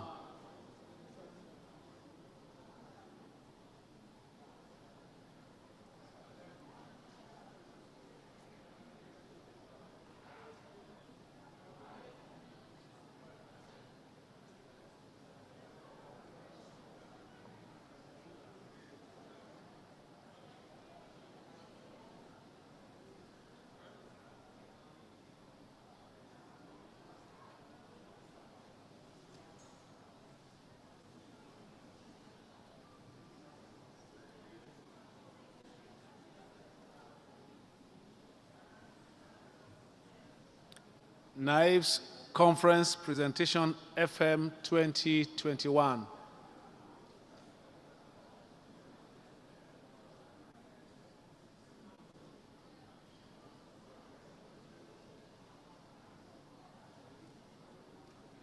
Thank you. Next slide, please.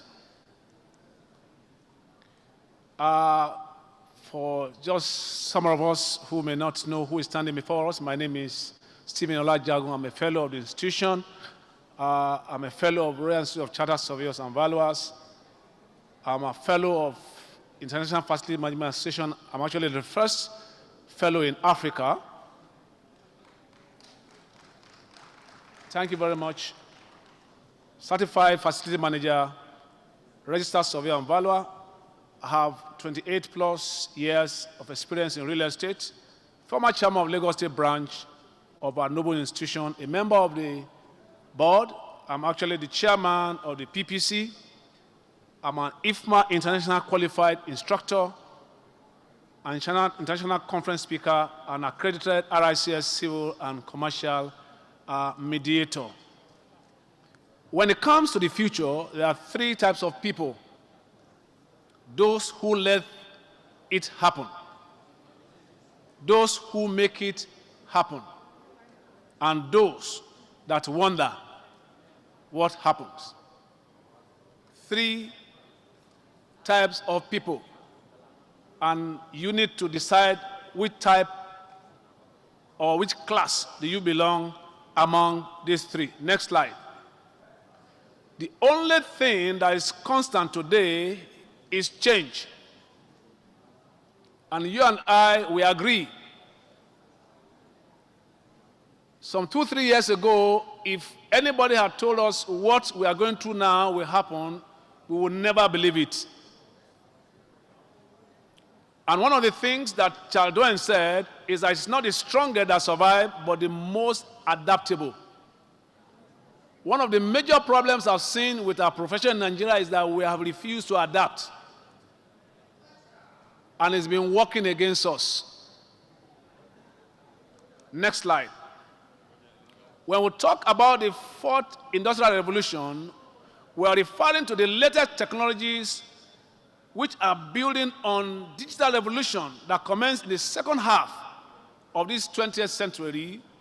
And this includes the internet-connected household appliances, the Internet of Things. They call it IoT.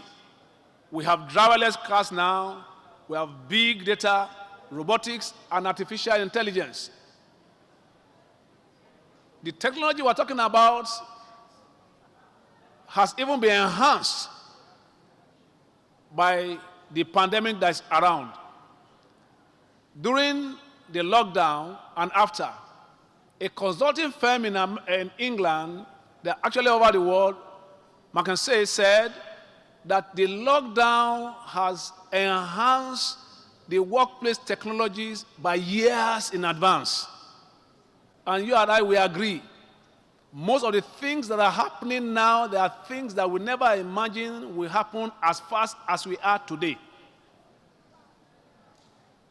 If anybody had told any of us some 2 years ago that we'll be working from home, we would not believe it.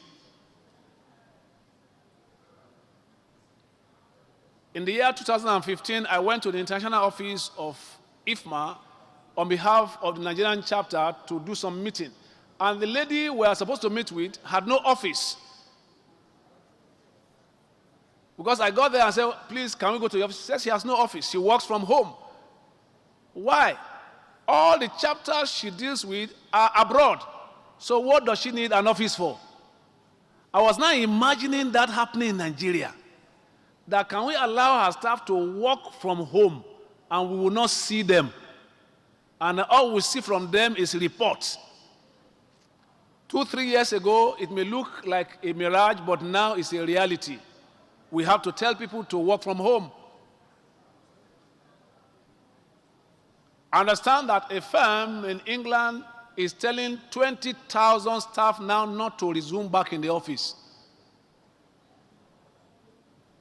A firm in America did a survey among their staff to ask how many of them want to return back to the brick and mortar. 70% said they are not interested in coming. 20% said, well, we would like to come, but if it's not compulsory, we will not come. 10% were indifferent. What the company did was to give every staff $10,000 across board to please improve on communication from home, please stay at home. It was cheaper for them. They don't need to pay for office space. There's no need to pay for power. There's no need to pay for many things that the office space will require from them. And we have come to that stage now where the Industrial Revolution is erasing the boundaries between the physical, the digital, and the biological. Before now, we'll see people, okay, we need this, we need that. Now, all these are being integrated to work together. How ready are you and I to work with the revolution that is happening around us? A few days ago, the Vice President did a test drive of the first made in Nigerian car. Very soon, we'll be having cars in Nigeria that will not be using petrol. What it means is that some of them will be power-driven, and in our carports, we need to have where they will need to charge. Are we ready for those things? How are we advising our clients on our construction to await the arrival of those things? How are we ready to adapt our facilities for the coming things that is ready knocking at our door? Next slide, please. We want to define some little terms that will help us in preparing for this revolution. Talking about artificial intelligence, AI, as is commonly referred to, it aims at building machines that can do things that requires intelligence. I was at a conference 2 years ago in America, and the man that was speaking to us showed an extra of himself on a video.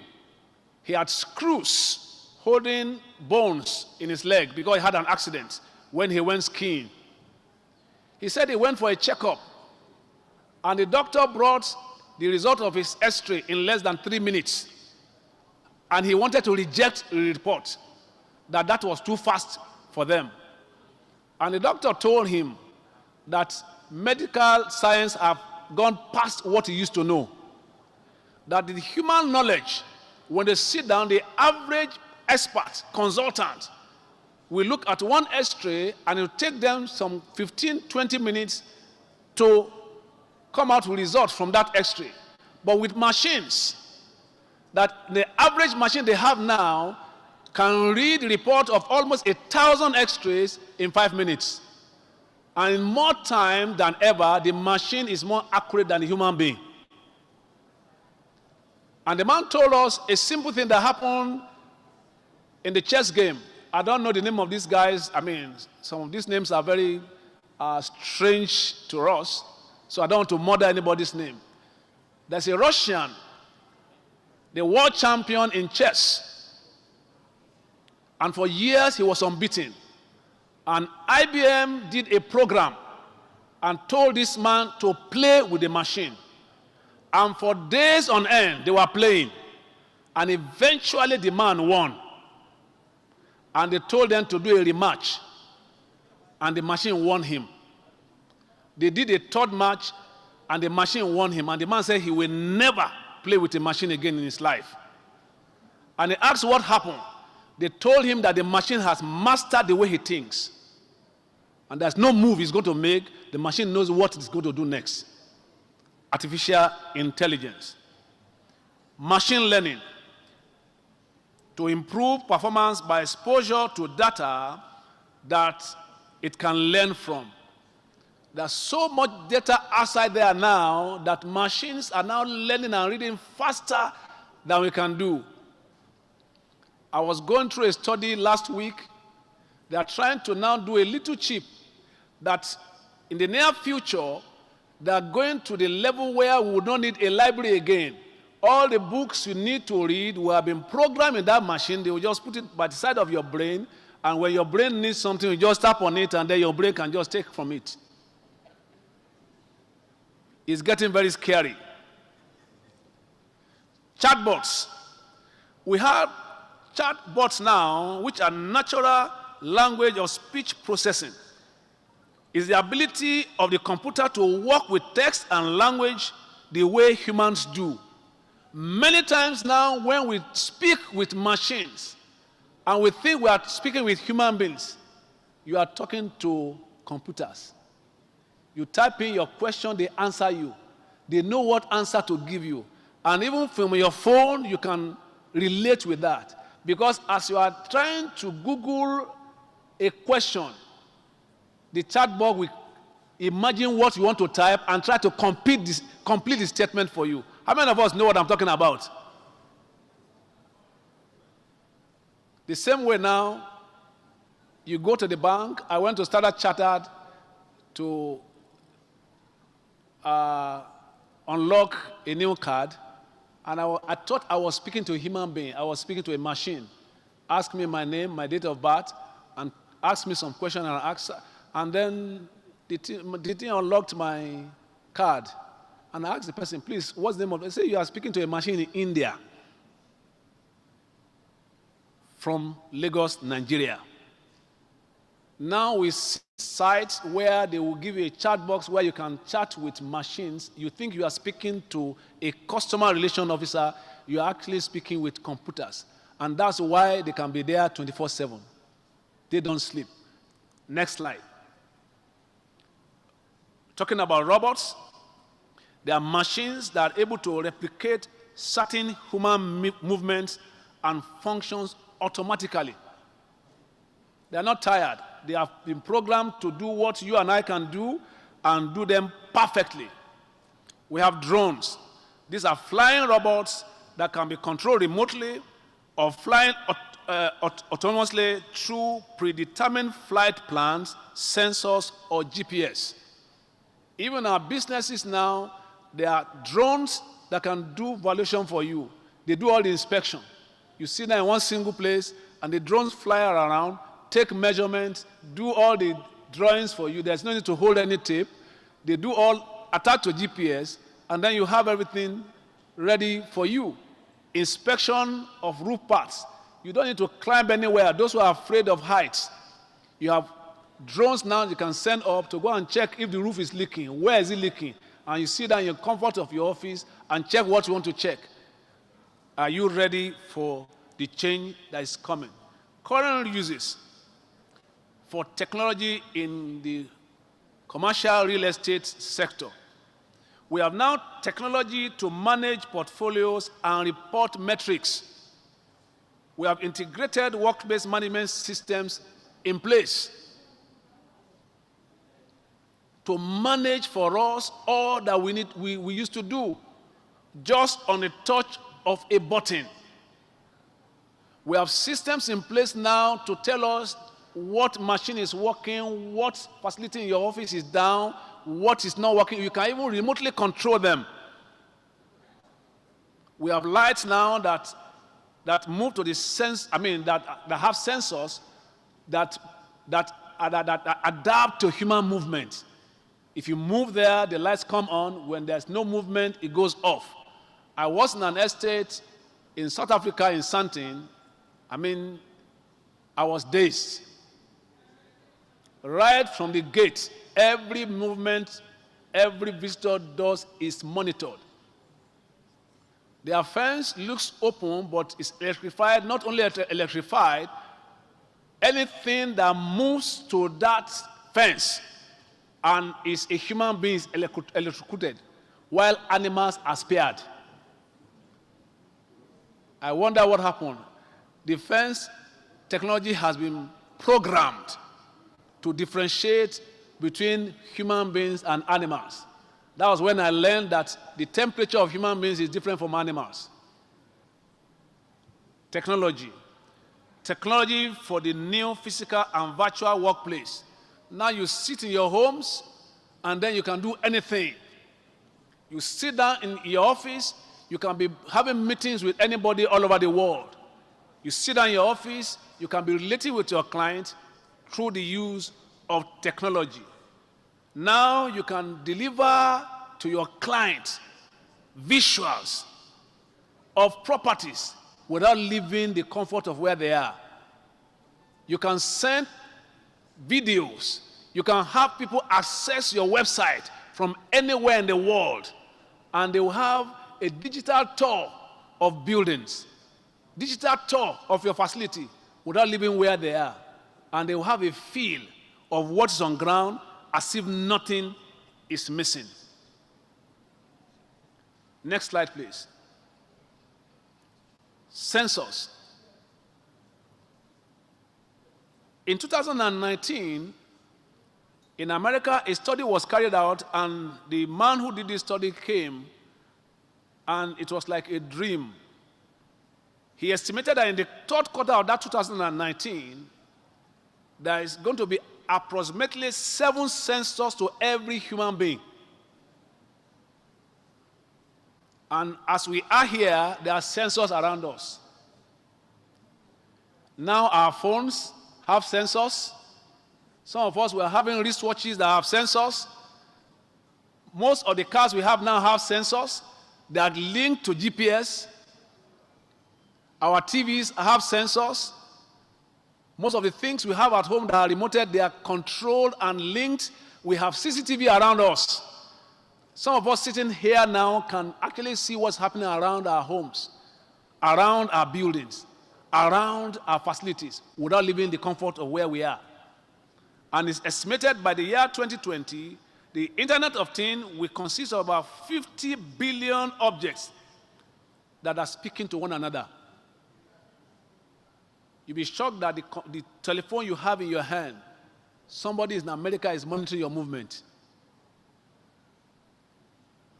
Some of us use Google to know where we are going.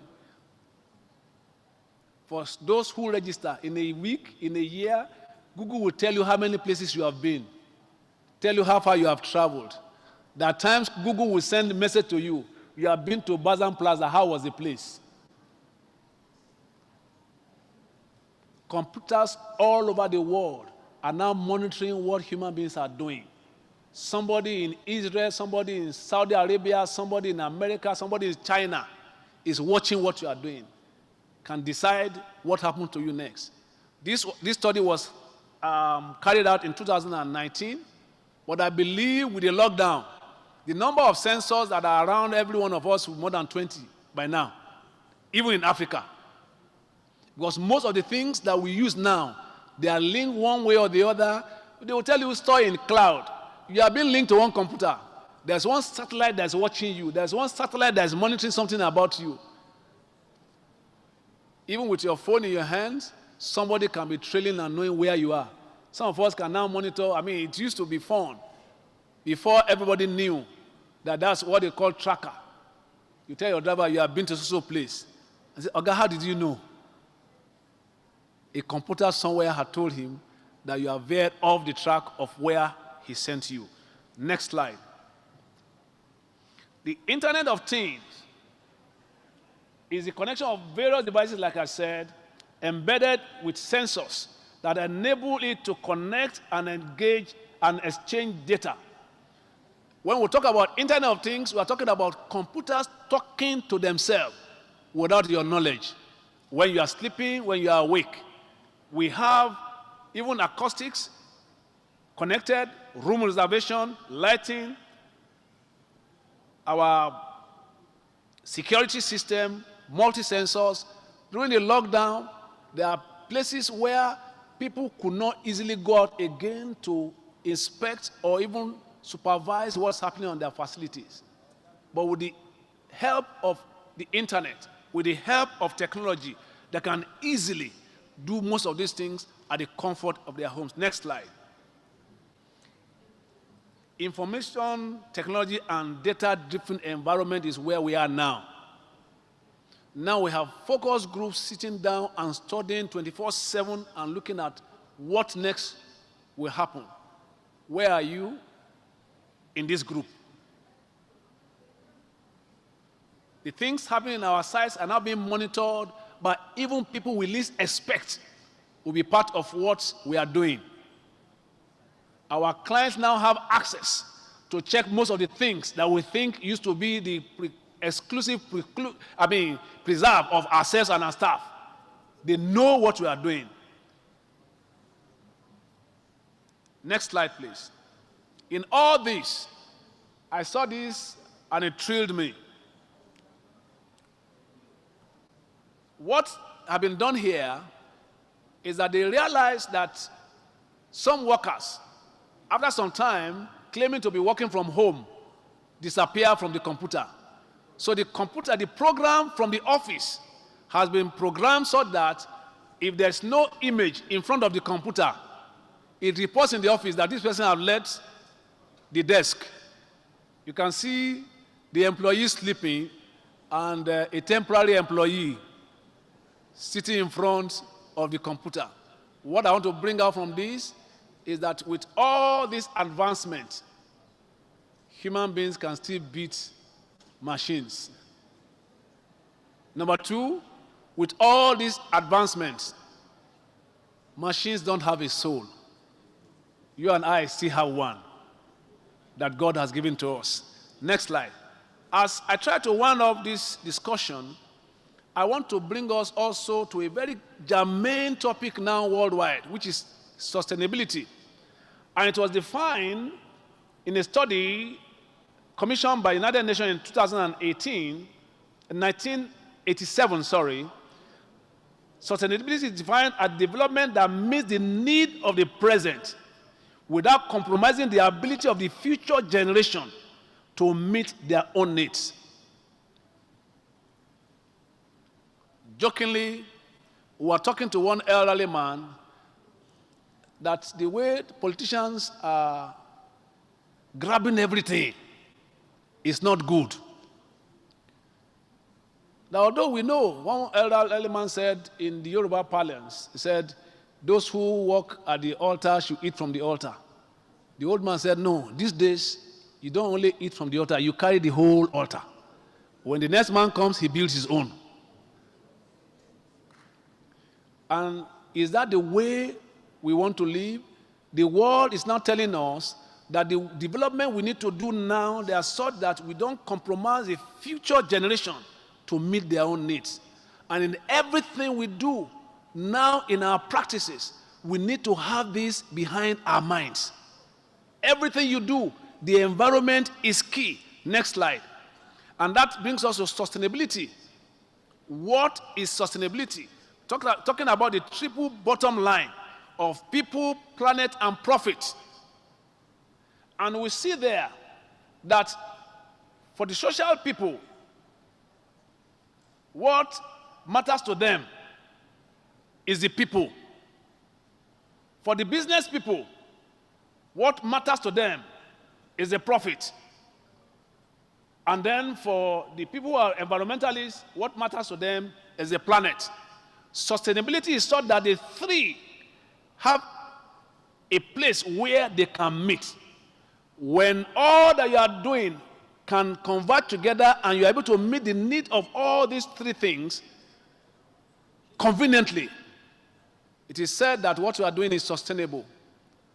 And now, funds that are being released now in some countries are tied to sustainability.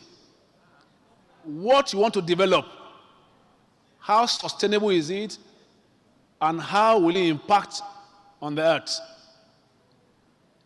In places like Britain, if you want to do sustainable power source, the government gives you a rebate and pays part of the cost of doing that. That means if you want to have solar panels, for example, in your house, the government will bear part of it, which is to encourage people to go into line, to use other sources of power that will reduce the cost. What are we doing here? We are going to get to that level gradually that even some corporations will now be asking us how sustainable is our practice, the things we do on our sites. So the days when you are a nuisance to neighbors with your power generating set, either with noise pollution or destroying the environment with black oil spilling from a generator and then spilling through the drainage and then destroying the environment, Those days are soon going to be history because you'll be fined and you'll be charged for every wrongdoing that you have done. What are the challenges to us as professionals? Number one, we need to keep ourselves informed. We need to keep ourselves informed. The internet is around us. I had a very pleasant experience in 2015 at our annual conference in Osogbo. And I was surprised. I mean, naturally, when some of us move to centers like this, we meet our friends around there and tell them, where can we get good food? Where can we get this? And somebody has promised us to take us to some very good amala joint. And we looked forward to it. We went for council meeting on Tuesday, and it was getting to 3 o'clock, 4 o'clock, and I couldn't see this gentleman. And I was hungry, and I was afraid to eat just anywhere, and I don't know anywhere there. And I saw this former director in land, Federal Minister of Works, Tabansi. He too said he was hungry, but he's afraid to eat outside there. As we were walking around, one of the food vendors there, local woman, asked us, Oga, what's happening? They told us that many people will come, that if they are not coming, they want to leave this place. And we told the woman, if you leave this place, where are you going to? She told us in less than 1 minute, 5 conferences that are happening at that moment. 5. And we were surprised. And she said, last December I was in Enugu, and she was mentioning some streets in Enugu, and we had to wait and listen to her lecture us on cities she has visited in Nigeria, going around from one conference to the other to vend food. And we now have to ask her, Madam, how do you know? She said, from the telephone, from internet. Even an illiterate knows how to find conferences now happening in Nigeria and know where next to go. Many of us were holding phones now that are worth 400,000, 500,000. Probably what we do on our phone is to go on Facebook, and which one have they banned now? We'll go on Twitter, Instagram. We need to keep ourselves abreast. We need to leverage on technology. We need to read journals. There are several journals. Some of the lectures, sincerely, I'm not too happy that we are compressing those who are delivering paper and they have to rush through some of these powerful presentations. Let's go through those papers in our leisure time, read through them, and then let's now do a little more research on our own to add knowledge to ourselves. Because most of these things will add value to us. We need to read books. We need to attend training. Some of us think that some trainings are too expensive. Some will fight our branches when they say that MCPD is 10,000 naira. Where do you want us to get the money? It's an investment into your own life. Let's attend seminars. Let's attend conferences. Like this one we are. Why are you here? Yes, one of the reasons we are here is to network. We have not seen some of our colleagues now for the last 1 year, 2 years, 3 years. And this conference, we avail us the opportunity to meet one another. But majorly, the papers being presented, they are supposed to add value to us. And we must not take them for granted. Some of us have collected the conference materials now, and we're going to dump them somewhere, and maybe until 4 or 5 years, and we'll say, oh, where is the paper for Abuja 2021? It should not be so. There are several courses now online that are free. I'm amazed now at several trainings that are going on online, some of them for 1 week, 2 weeks, 1 month, 2 months, and they are absolutely free. People now do their MBAs, do their master programs online from their home, and they're still working. How do you do? We also need to use this system now to network. When your friend, your colleague, something is working for him, ask him how is he making it work? How do you solve this challenge from where you're coming from? What are you doing to resolve this issue? You can get contacts, make new friends. so that you can add value to yourself and ensure that you add value to what you are doing. Now, the major thing I want to let us know is that we need to be prepared, because the change that we think is far away is very close to us. And the world has now become a very small global village. A village where anybody in the world can call to question what you are doing in your own little corner. The days when we do valuation and we think that people cannot query us has gone.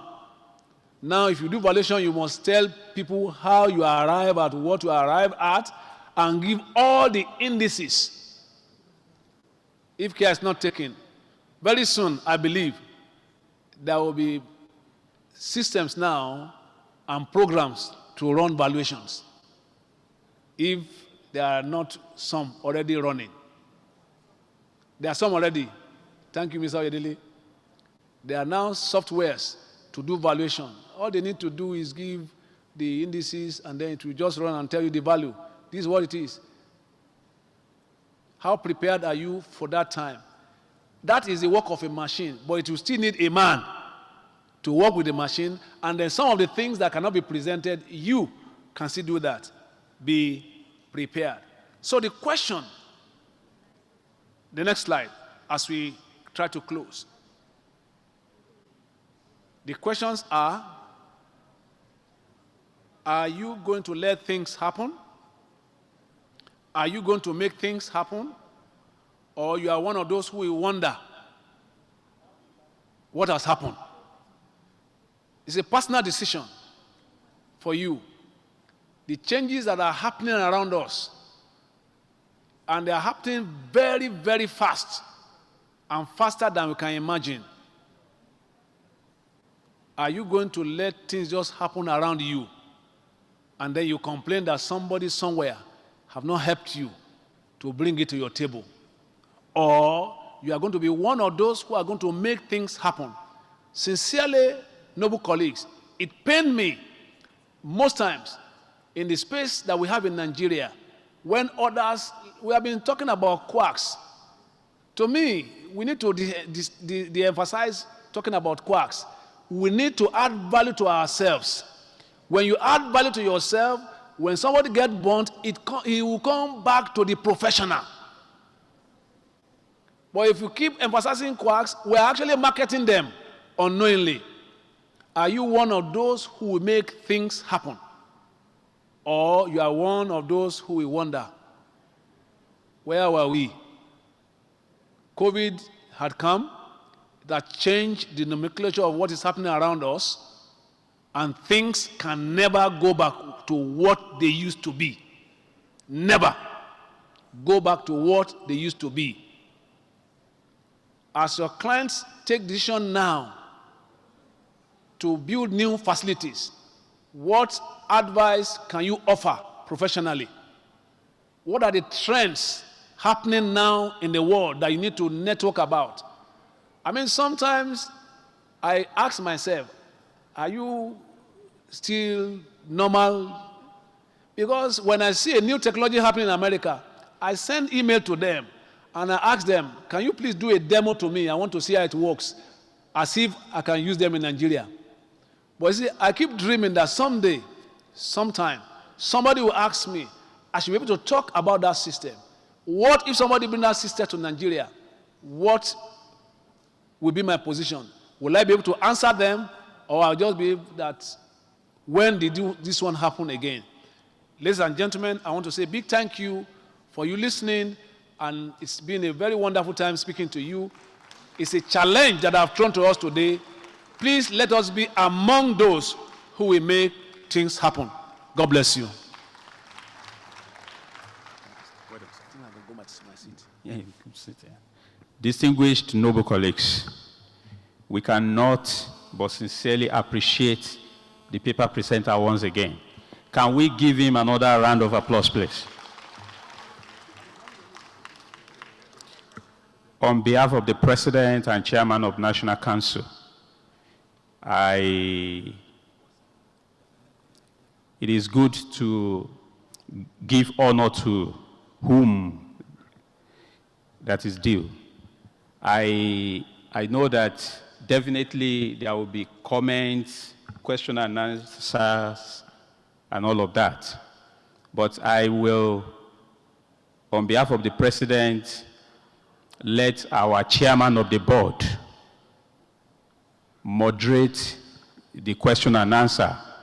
And at the same time, he will be the one to at least appoint somebody that will appreciate the paper presenter. Thank you very much.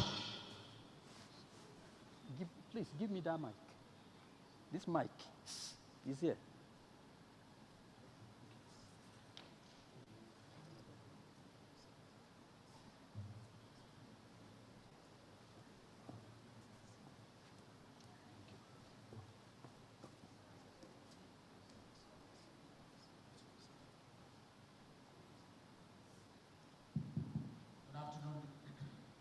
Good afternoon, noble colleagues.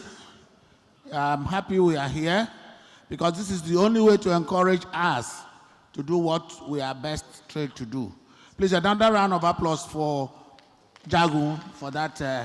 See, that was a very easily presented paper because he's, well, he's a pastor, he's a teacher, and he has brought to bear, and I thank him for bringing to us the knowledge which he has acquired over time. And this is a topical issue.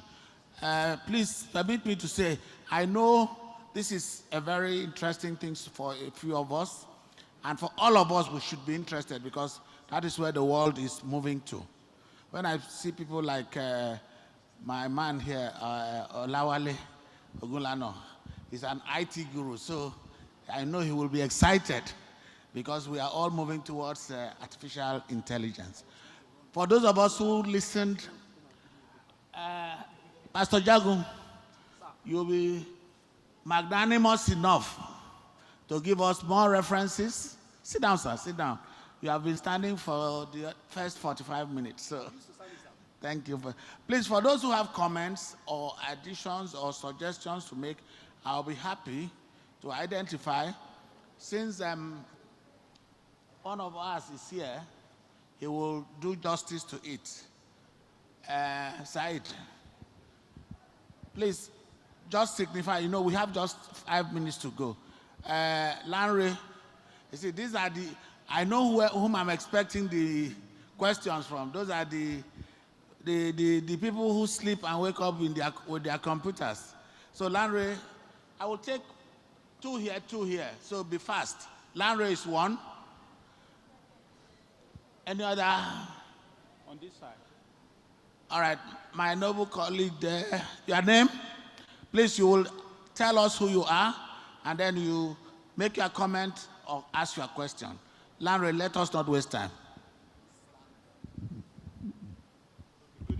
Good evening, noble colleagues. I think mine is more around the comments and some of the things we need to also ponder about as we make progress as a growing profession in Nigeria particularly. So the pandemic has actually changed our space and our reasoning, and I see what I'll call some kind of disadvantage. I mean, people are going to be working from home. People are already working from home. I've worked from home for about a year and a half. I go to the office once in a while. So we're going to be having spaces that are vacant as estate surveyors. So we'll be tilting more around residential. So that portends that there will be investment, there will be more demand for housing units. So what are we doing differently? And I think that's the question for Mr. Jagun. What are we doing differently in the commercial space, in the recreational space as well? I mean, people can't visit. I mean, there was a time Disney was shut down, and a lot of vet centers were shut down all over the world. So we need to begin to think differently. How do we maximize opportunity? How do we create new vistas of opportunity around what is happening globally? I mean, we all know about COVID. We don't know what the next one. I mean, it's quick for Nigerians to say, oh, we are praying there, but nobody knows. Nobody expected COVID to come.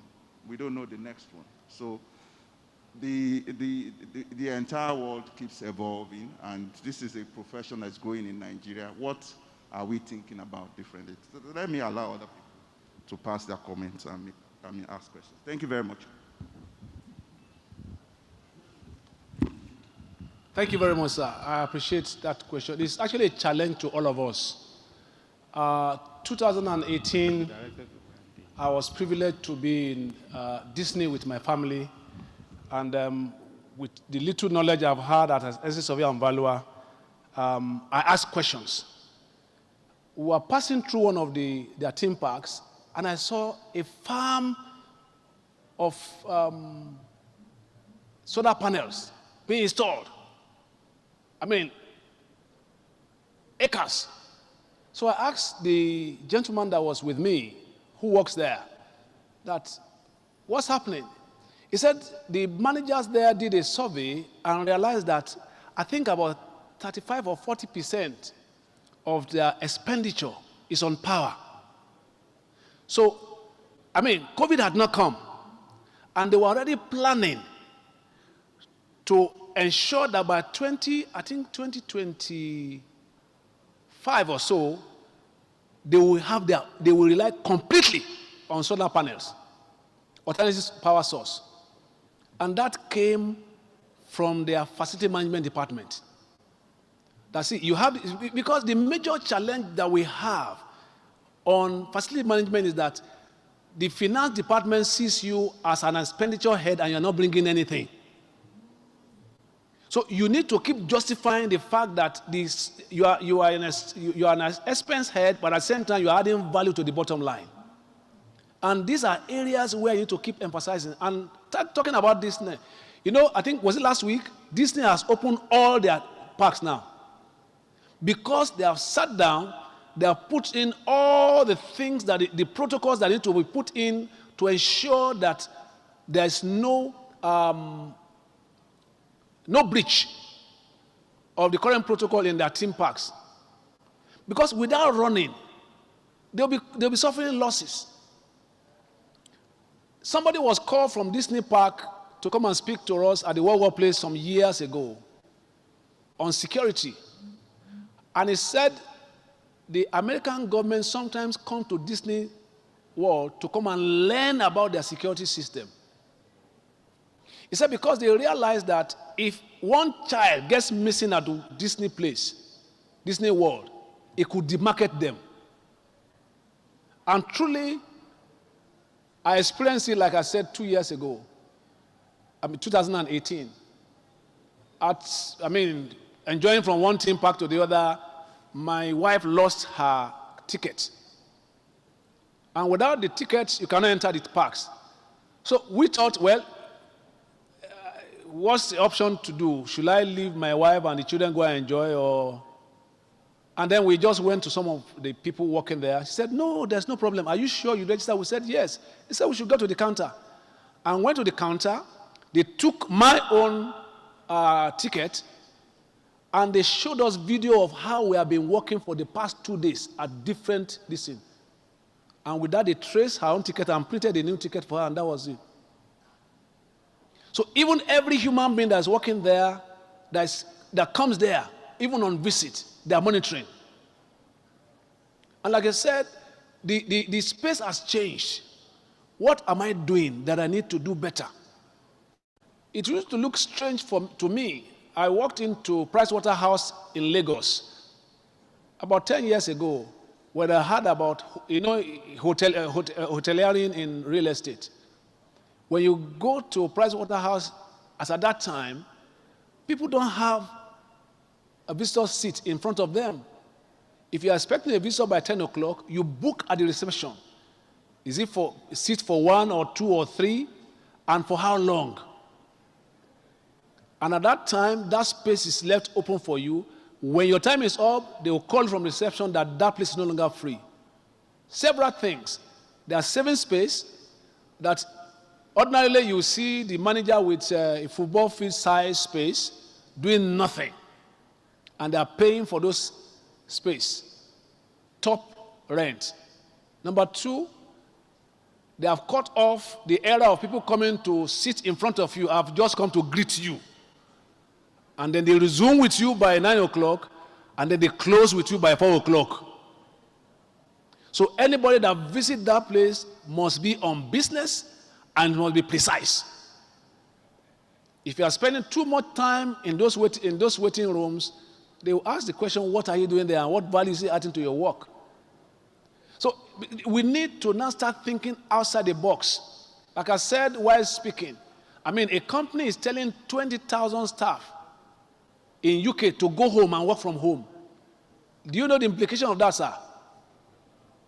To the real estate business, 20,000 staff. Now we are having cars that will be solar driven, relying on battery. What it means is that very shortly, we need to be having points at our car parks where they need to be charging. As they are working, they are charging. Are we ready for those things? Now, the emphasis now is more on the well-being of the occupiers, on their health. The era where people just walk into your facility is gone. Even now in Lagos State, if you visit the secretariat, they don't allow visitors to come in again. Because at a point, most of their staff were dying. Their directors were dying.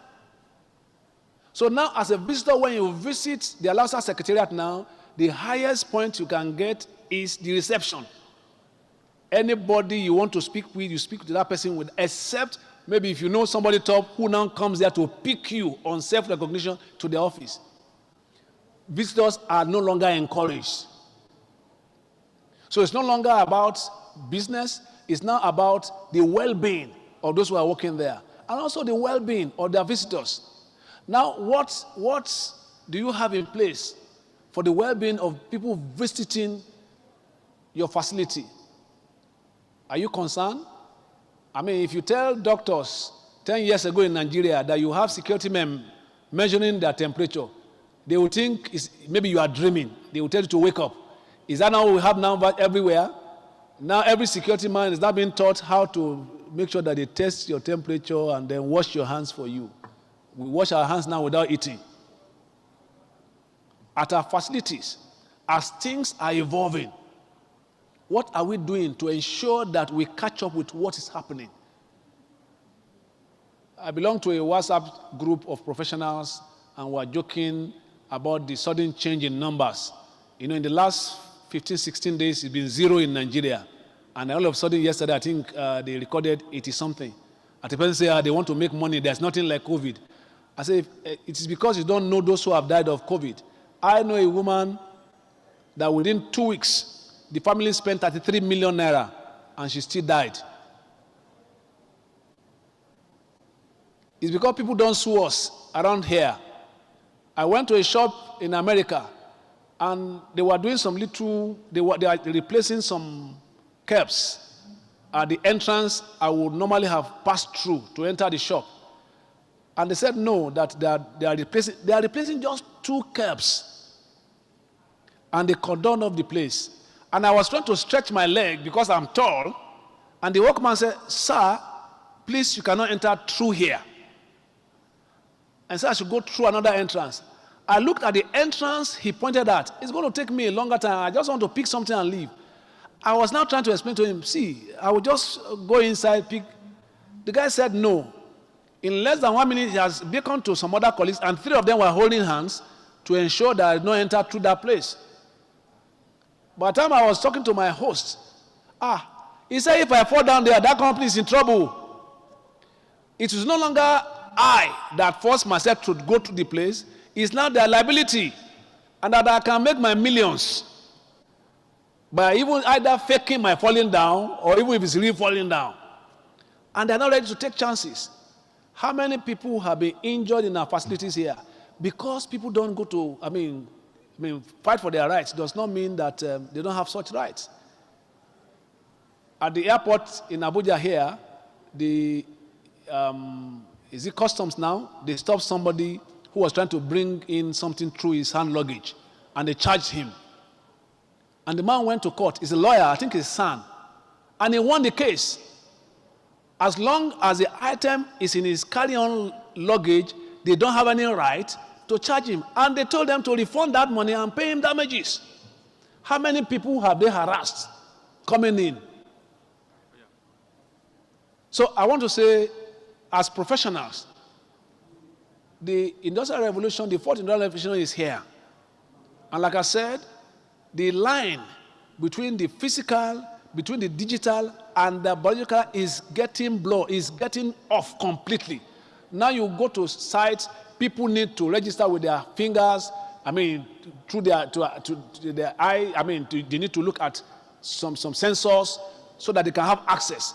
Because the more these things are developing, the more they realize that people are breaching those things and they need to advance technology to make places more secure, including our facilities. And to do that, new softwares are being written. And as they write those things, we need to be on top of the game so that we're not caught unawares. Thank you very much, sir. Your phone. Thank you, sir. Any other comments or questions? Mr. Said, I think we are so happy with what we have been told. And I want... Who? Larry. Yeah. Yes, the area of Larry was actually asking. Now that people are working from home, 70% of the people who were working, now you see what, like if I catch from what he said, the only thing which is permanent is change. Like a year or two ago, they were saying there are high occupancy in Ikoyi of all those residential apartments. Who knows? Now the offices are vacant, so those houses may be occupied. There will be planning for people to now convert. Mostly, luckily for us, offices are open floor plans and so on. And the only thing which is permanent is change. My boy, Chairman, that is sir. where he started. Sorry, sir. Yes, to even add to that, sorry I didn't touch on that.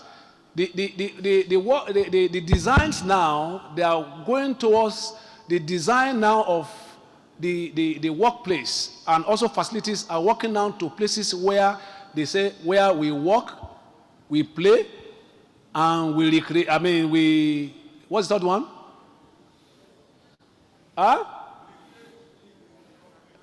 We live, we work. We live, we work, and we play. Yes. So when we have empty spaces, you can actually think outside the box and see what you can redesign from what you have.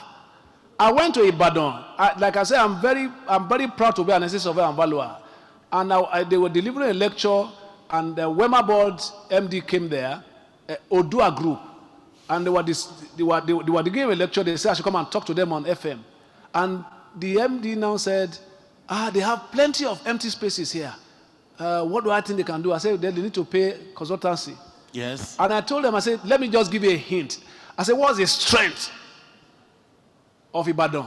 He said, education. I said, your 15-story building, you can house a university there. You have places for residential, have places for classes, and have... The man said he never thought about it. I said, because you are not a professional. Thank you very much, Pastor Jagu. You want something? The last, Mr. President is here. They're about running up. Please, please, please. I want to know, Pastor Jagu, just one question. We've gone through all this. That's not the only changes we know that will come. But you have mentioned American government roles. You've also mentioned British government even subsidizing this solar thing. My question is, how do we interface with the government? Because without some good policy, all these things will just come and they will not work. There must be a meeting point between government policies and all these things. Yes, That's just my thank you question. very much, sir. If I may answer, I would say sometimes the issue is that we don't need to wait for government at all times. What can we do in our own little space? And I want to give a little analogy some 15 years or more ago. In my house, because of the training we have, I keep record of all my expenses in the house. So one year I called my wife and I told her that particular year we have spent $500,000 fueling generator in the house. And that time we had this better apartment neighbor, so that when the children come back from school, they can put for fan and TV. And we have a 2.5 kVA that can carry the fridge, carry some little thing. Then we have a 7.5 kVA. And then I told my wife now said, what are we supposed to do? I said, there's something now that is around they call inverter. With 250,000, we did an inverter in the house, changed our generators, 7.5 kVA 2, gave out the 3 other generators. Till today, those 2 generators are still serving me over 10 years. And the cost of supplying the inverter is half how much I've spent in the last 1 year to fuel your generator, and the cost of servicing is not there. The cost of the risk also for the children putting on generator when I'm not there. And by the time we put on generator during the day, by 12 o'clock, the security man switch off generator, the inverter runs for 8 hours, and I'm home and dry. So even we ourselves need, in our little corner, what value can I add to, when the government has not started their own, in my own little corner, what can I do? And like I said, the world is becoming a very small village. If you do some of those sustainable practices in your little corner, you will be applying for something someday. They will tell you to bring the footprint of what you have done. And if you can show evidence and proof, you will have access to the things that others ordinarily will not have. There's an airline that sent me a promo a few days ago, I think KLM.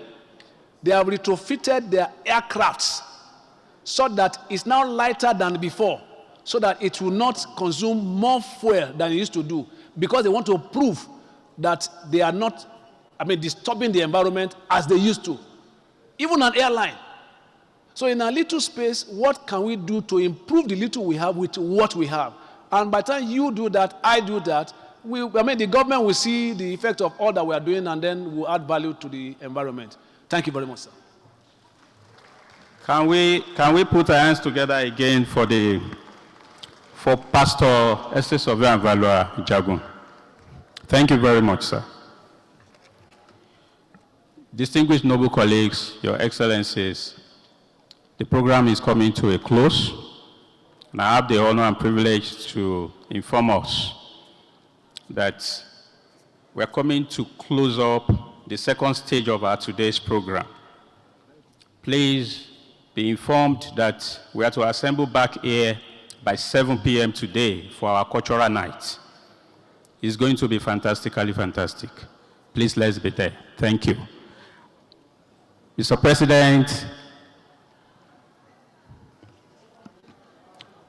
the paper presenters are all here. I have the honor to bring you back to the microphone. God will continue to strengthen you. Can we put our hands together again for Mr. President to present award to our paper presenters? Thank you, sir.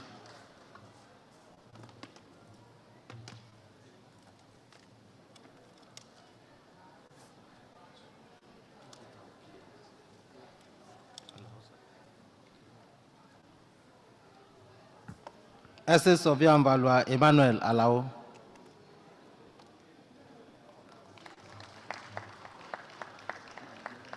Don't run, just take it easy. You know you're a special apostle.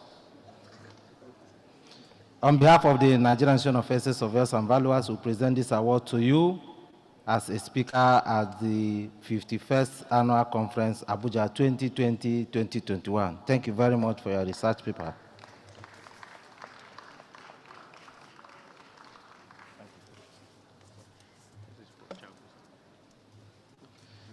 Estate Surveyor and Valuer Stephen Ola Jagun. Thank you very much for your paper. We are very grateful.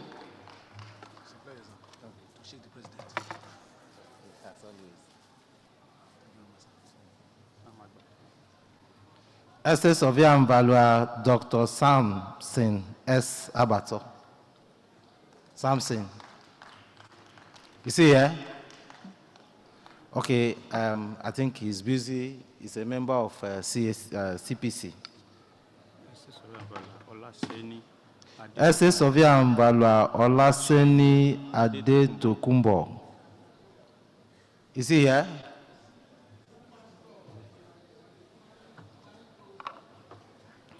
Estate Surveyor and Valuer, Abiola F.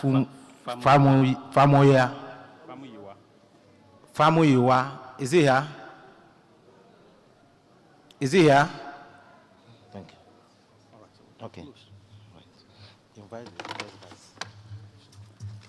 Distinguished noble colleagues, I have the honor and privilege to bring to the microphone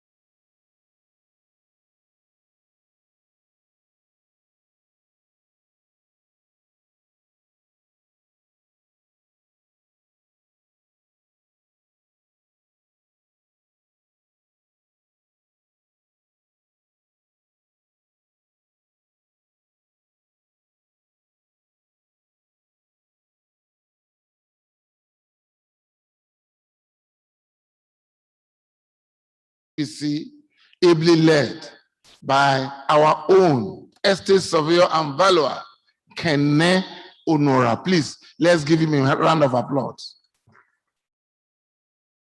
I also want to thank the management of this facility for what they have done, the caterers, the ushers, and everybody. We want to thank our own president, who has been here and leading by example. We want to thank the Almighty God who made everything possible today. Please, let us give God a hand of applause.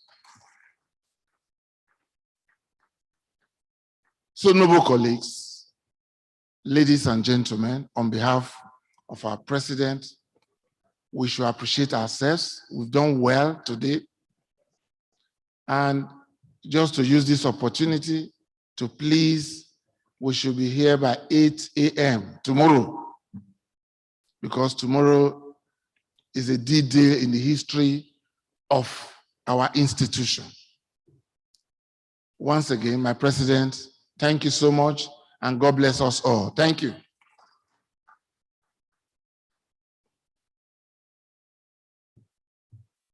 I believe we can do better for our first vice president. Distinguished noble colleagues, I have the privilege again to bring Mr. President to the microphone to present award to Estate Surveyor and Valuer, Dr. Samson Agbato.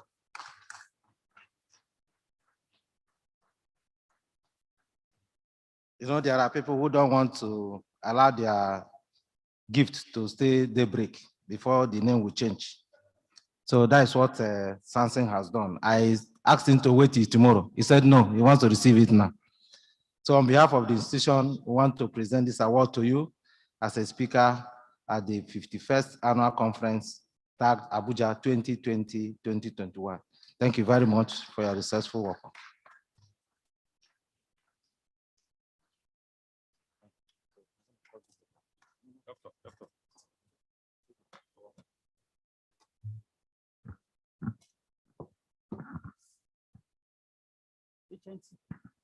Distinguished noble colleagues, with the permission of Mr. President, I have the honor and privilege to bring to the microphone for closing prayer in Muslim form the Honorary National Treasurer,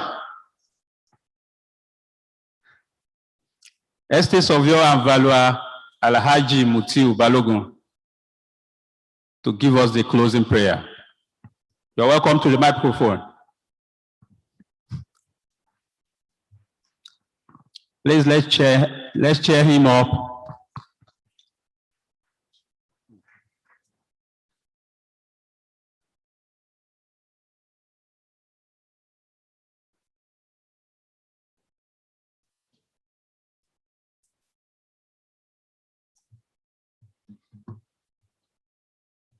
My President, all other protocol duly observed.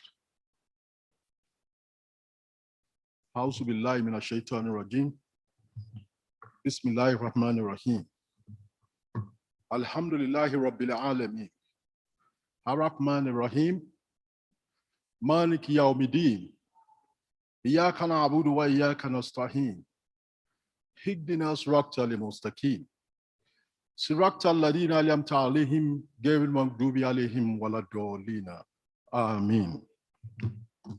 Thank you, sirs.